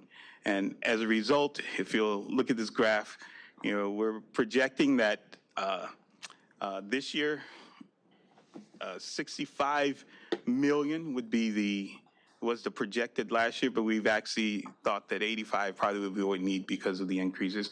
But continuing to project that out for the next 4 years, we're probably talking about $100,000 $100 million in premiums, just to be able to have the proper amount of coverage in place to protect us. And as we know, that's probably just not something that is going to be sustainable. So that's why we kind of started the discussion of looking at alternatives to see what else we can do to make sure that we can have a cost-effective program. So at what threshold, 85 seems pretty high, what threshold do you contemplate the other options, the self-insurance and insurance trust? Well, what we've kind of been doing over the last years is to monitor, our losses relative to the premiums that we're spending. And, if we're spending an average of $65 million a year on coverage, and we went 2 years where we took that $65 million, we put it in a trust, it's $130 million. We've never had a wildfire that high. And then in looking at our non-wildfire losses, prior to this year, they themselves were never piercing our first layer, which tops out at $35 million. And we already have the concept in place with our below the retention claims, handling that. So if we were to continue to have that same concept in place for those above the retention claims, we in essence would be able to have the money available in the same manner that we would have for an insurance policy, but the money would be there for us. And then once it's properly approved by the board, the city attorney then would just simply be presenting the documents to the trust to pay out that particular claim. And we would do the work up in the numbers, but we figured if we could do that over the course of a 5-year period, we actually would build up enough of a reserve that we, in essence, could self-insure ourselves for possibly 2 wildfires and any other particular catastrophes we may need to deal with from an insurance standpoint. And this is, a concept that's in addition to what's already been set aside from a financial operating standpoint with our standard self-insurance fund. Okay. So, I mean, this to me sounds like a prudent course of action. What's the impediment to doing that? The only impediment was that we've never had the discussion with the board. So just, getting the backing and the support that it is a good idea, and then establishing the best vehicle to do that with, whether it is simply continuing to use our self-insurance fund or to actually establish a self-insurance trust. And we are actually in the midst of also doing a captive study. We anticipate in about a week and a half, we'll have that back just to get their opinion on whether it makes any sense for us to do that. The only, drawback we see to that is that may cause a need to set up additional administrative things that would, of course, need to be reviewed by the board. But if for something that could happen fairly quickly, it's either the self-insurance trust or the continued use of the self-insurance fund in a manner where those funds could then be used to actually pay claims. Okay. If I could add, with the wildfires in the state, I mean, certainly this is a huge issue for all utilities. Larry mentioned our exposure is not as great as a lot of other utilities experience because of where our transmission runs and the fact that wildfire in the city, we have such a great Class 1 fire department, the response time is great. We did have one time in the powerhouse fire where we actually used the entire insurance amount and paid out after our deductible. So that's the one time. Immediately after that, our premiums went up along with everybody else in the state. There were discussions with other public agencies about creating a pool and a fund that we could kind of self-insure together. The issue becomes people have different levels of exposure and risk, and certainly we wouldn't want our ratepayers' funds going towards somebody else's liability. You'd basically be creating like a public utility insurance company, which we're talking through, but at the end of the day wasn't really a good way to go and have any kind of control over our own money. So, but this is a huge issue in the utility business as more and more fires have occurred, particularly in PG area and Edison area, that they've had a lot of liabilities. But I think that what Commissioner Neiman Brady is getting at, though, is that we seem to have sufficient information to suggest if we're just dealing with our issue and not sort of looking at this globally from kind of what's happening out there in the world and other people's exposure, that we could be looking at a model that would be ultimately significantly cheaper for us to self-insure. And the question I think she started off with is, so given that, why isn't that in front of us instead of this? Is what that was really where she's coming from. And I think that it speaks to a need to move from talking about or thinking about or conceptualizing whatever to actually moving forward with implementation and recommendations to the board that we can then act on. I think that that's really where we are here. As Larry mentioned, we are studying the captive. It will be painful for that day when we have to pay that out of our own funds. And scary. Well, except that, but every year we're going to be paying for Somebody. out of our own funds, somebody. Right. So it's just, I mean, we're talking about optics, who's holding the money, and it seems to me that, again, what your own data is showing and what Commissioner Neiman Brady picked up on is that, we can either so that we don't have to actually write the check ourselves, pay somebody else a whole lot more money than we would have to, were we to reserve the funds and, do the things that are necessary to pay out in the unlikely event that we have a significant episode. So I think that, again, after a point, it all adds up. So we're just looking for And I don't want to push you in a way that you're you don't want to go, but it seems like what you've presented indicates that's the direction things should go. It's the direction that we think it should go, but we also, as Larry mentioned, we are the operating agent for the Pacific Intertie and Intermountain Power, so we'd have to just make sure we had something for those projects potentially, because the other utilities may not want to take on their percentage of risk, because Edison owns 50% of PDCI, and they would then be responsible for any fire that came across on that. Got that part. So I think that the other piece is that, and that's, sort of that other situation where we're not entangled, but we're collaborate with others, and we don't want our collaborations to drive additional or unnecessary expenses for our system and our business. And I think that just at the end of the day, kind of from a private sector perspective, you've got to look at data and make decisions because there's someone looking over your shoulder, and if you do it badly, there will be a reaction. From a public sector perspective, sometimes it doesn't feel like that's the case. And so we just want to encourage the department to, in a prudent manner, but deliberate way, deal with and reconcile the various data points that you have relative to these decisions so that the most cost-effective and prudent approach can be brought forward to the board as quickly as possible. And I have to say, not trying to be glib, but I feel much better moving in this direction in a wet year.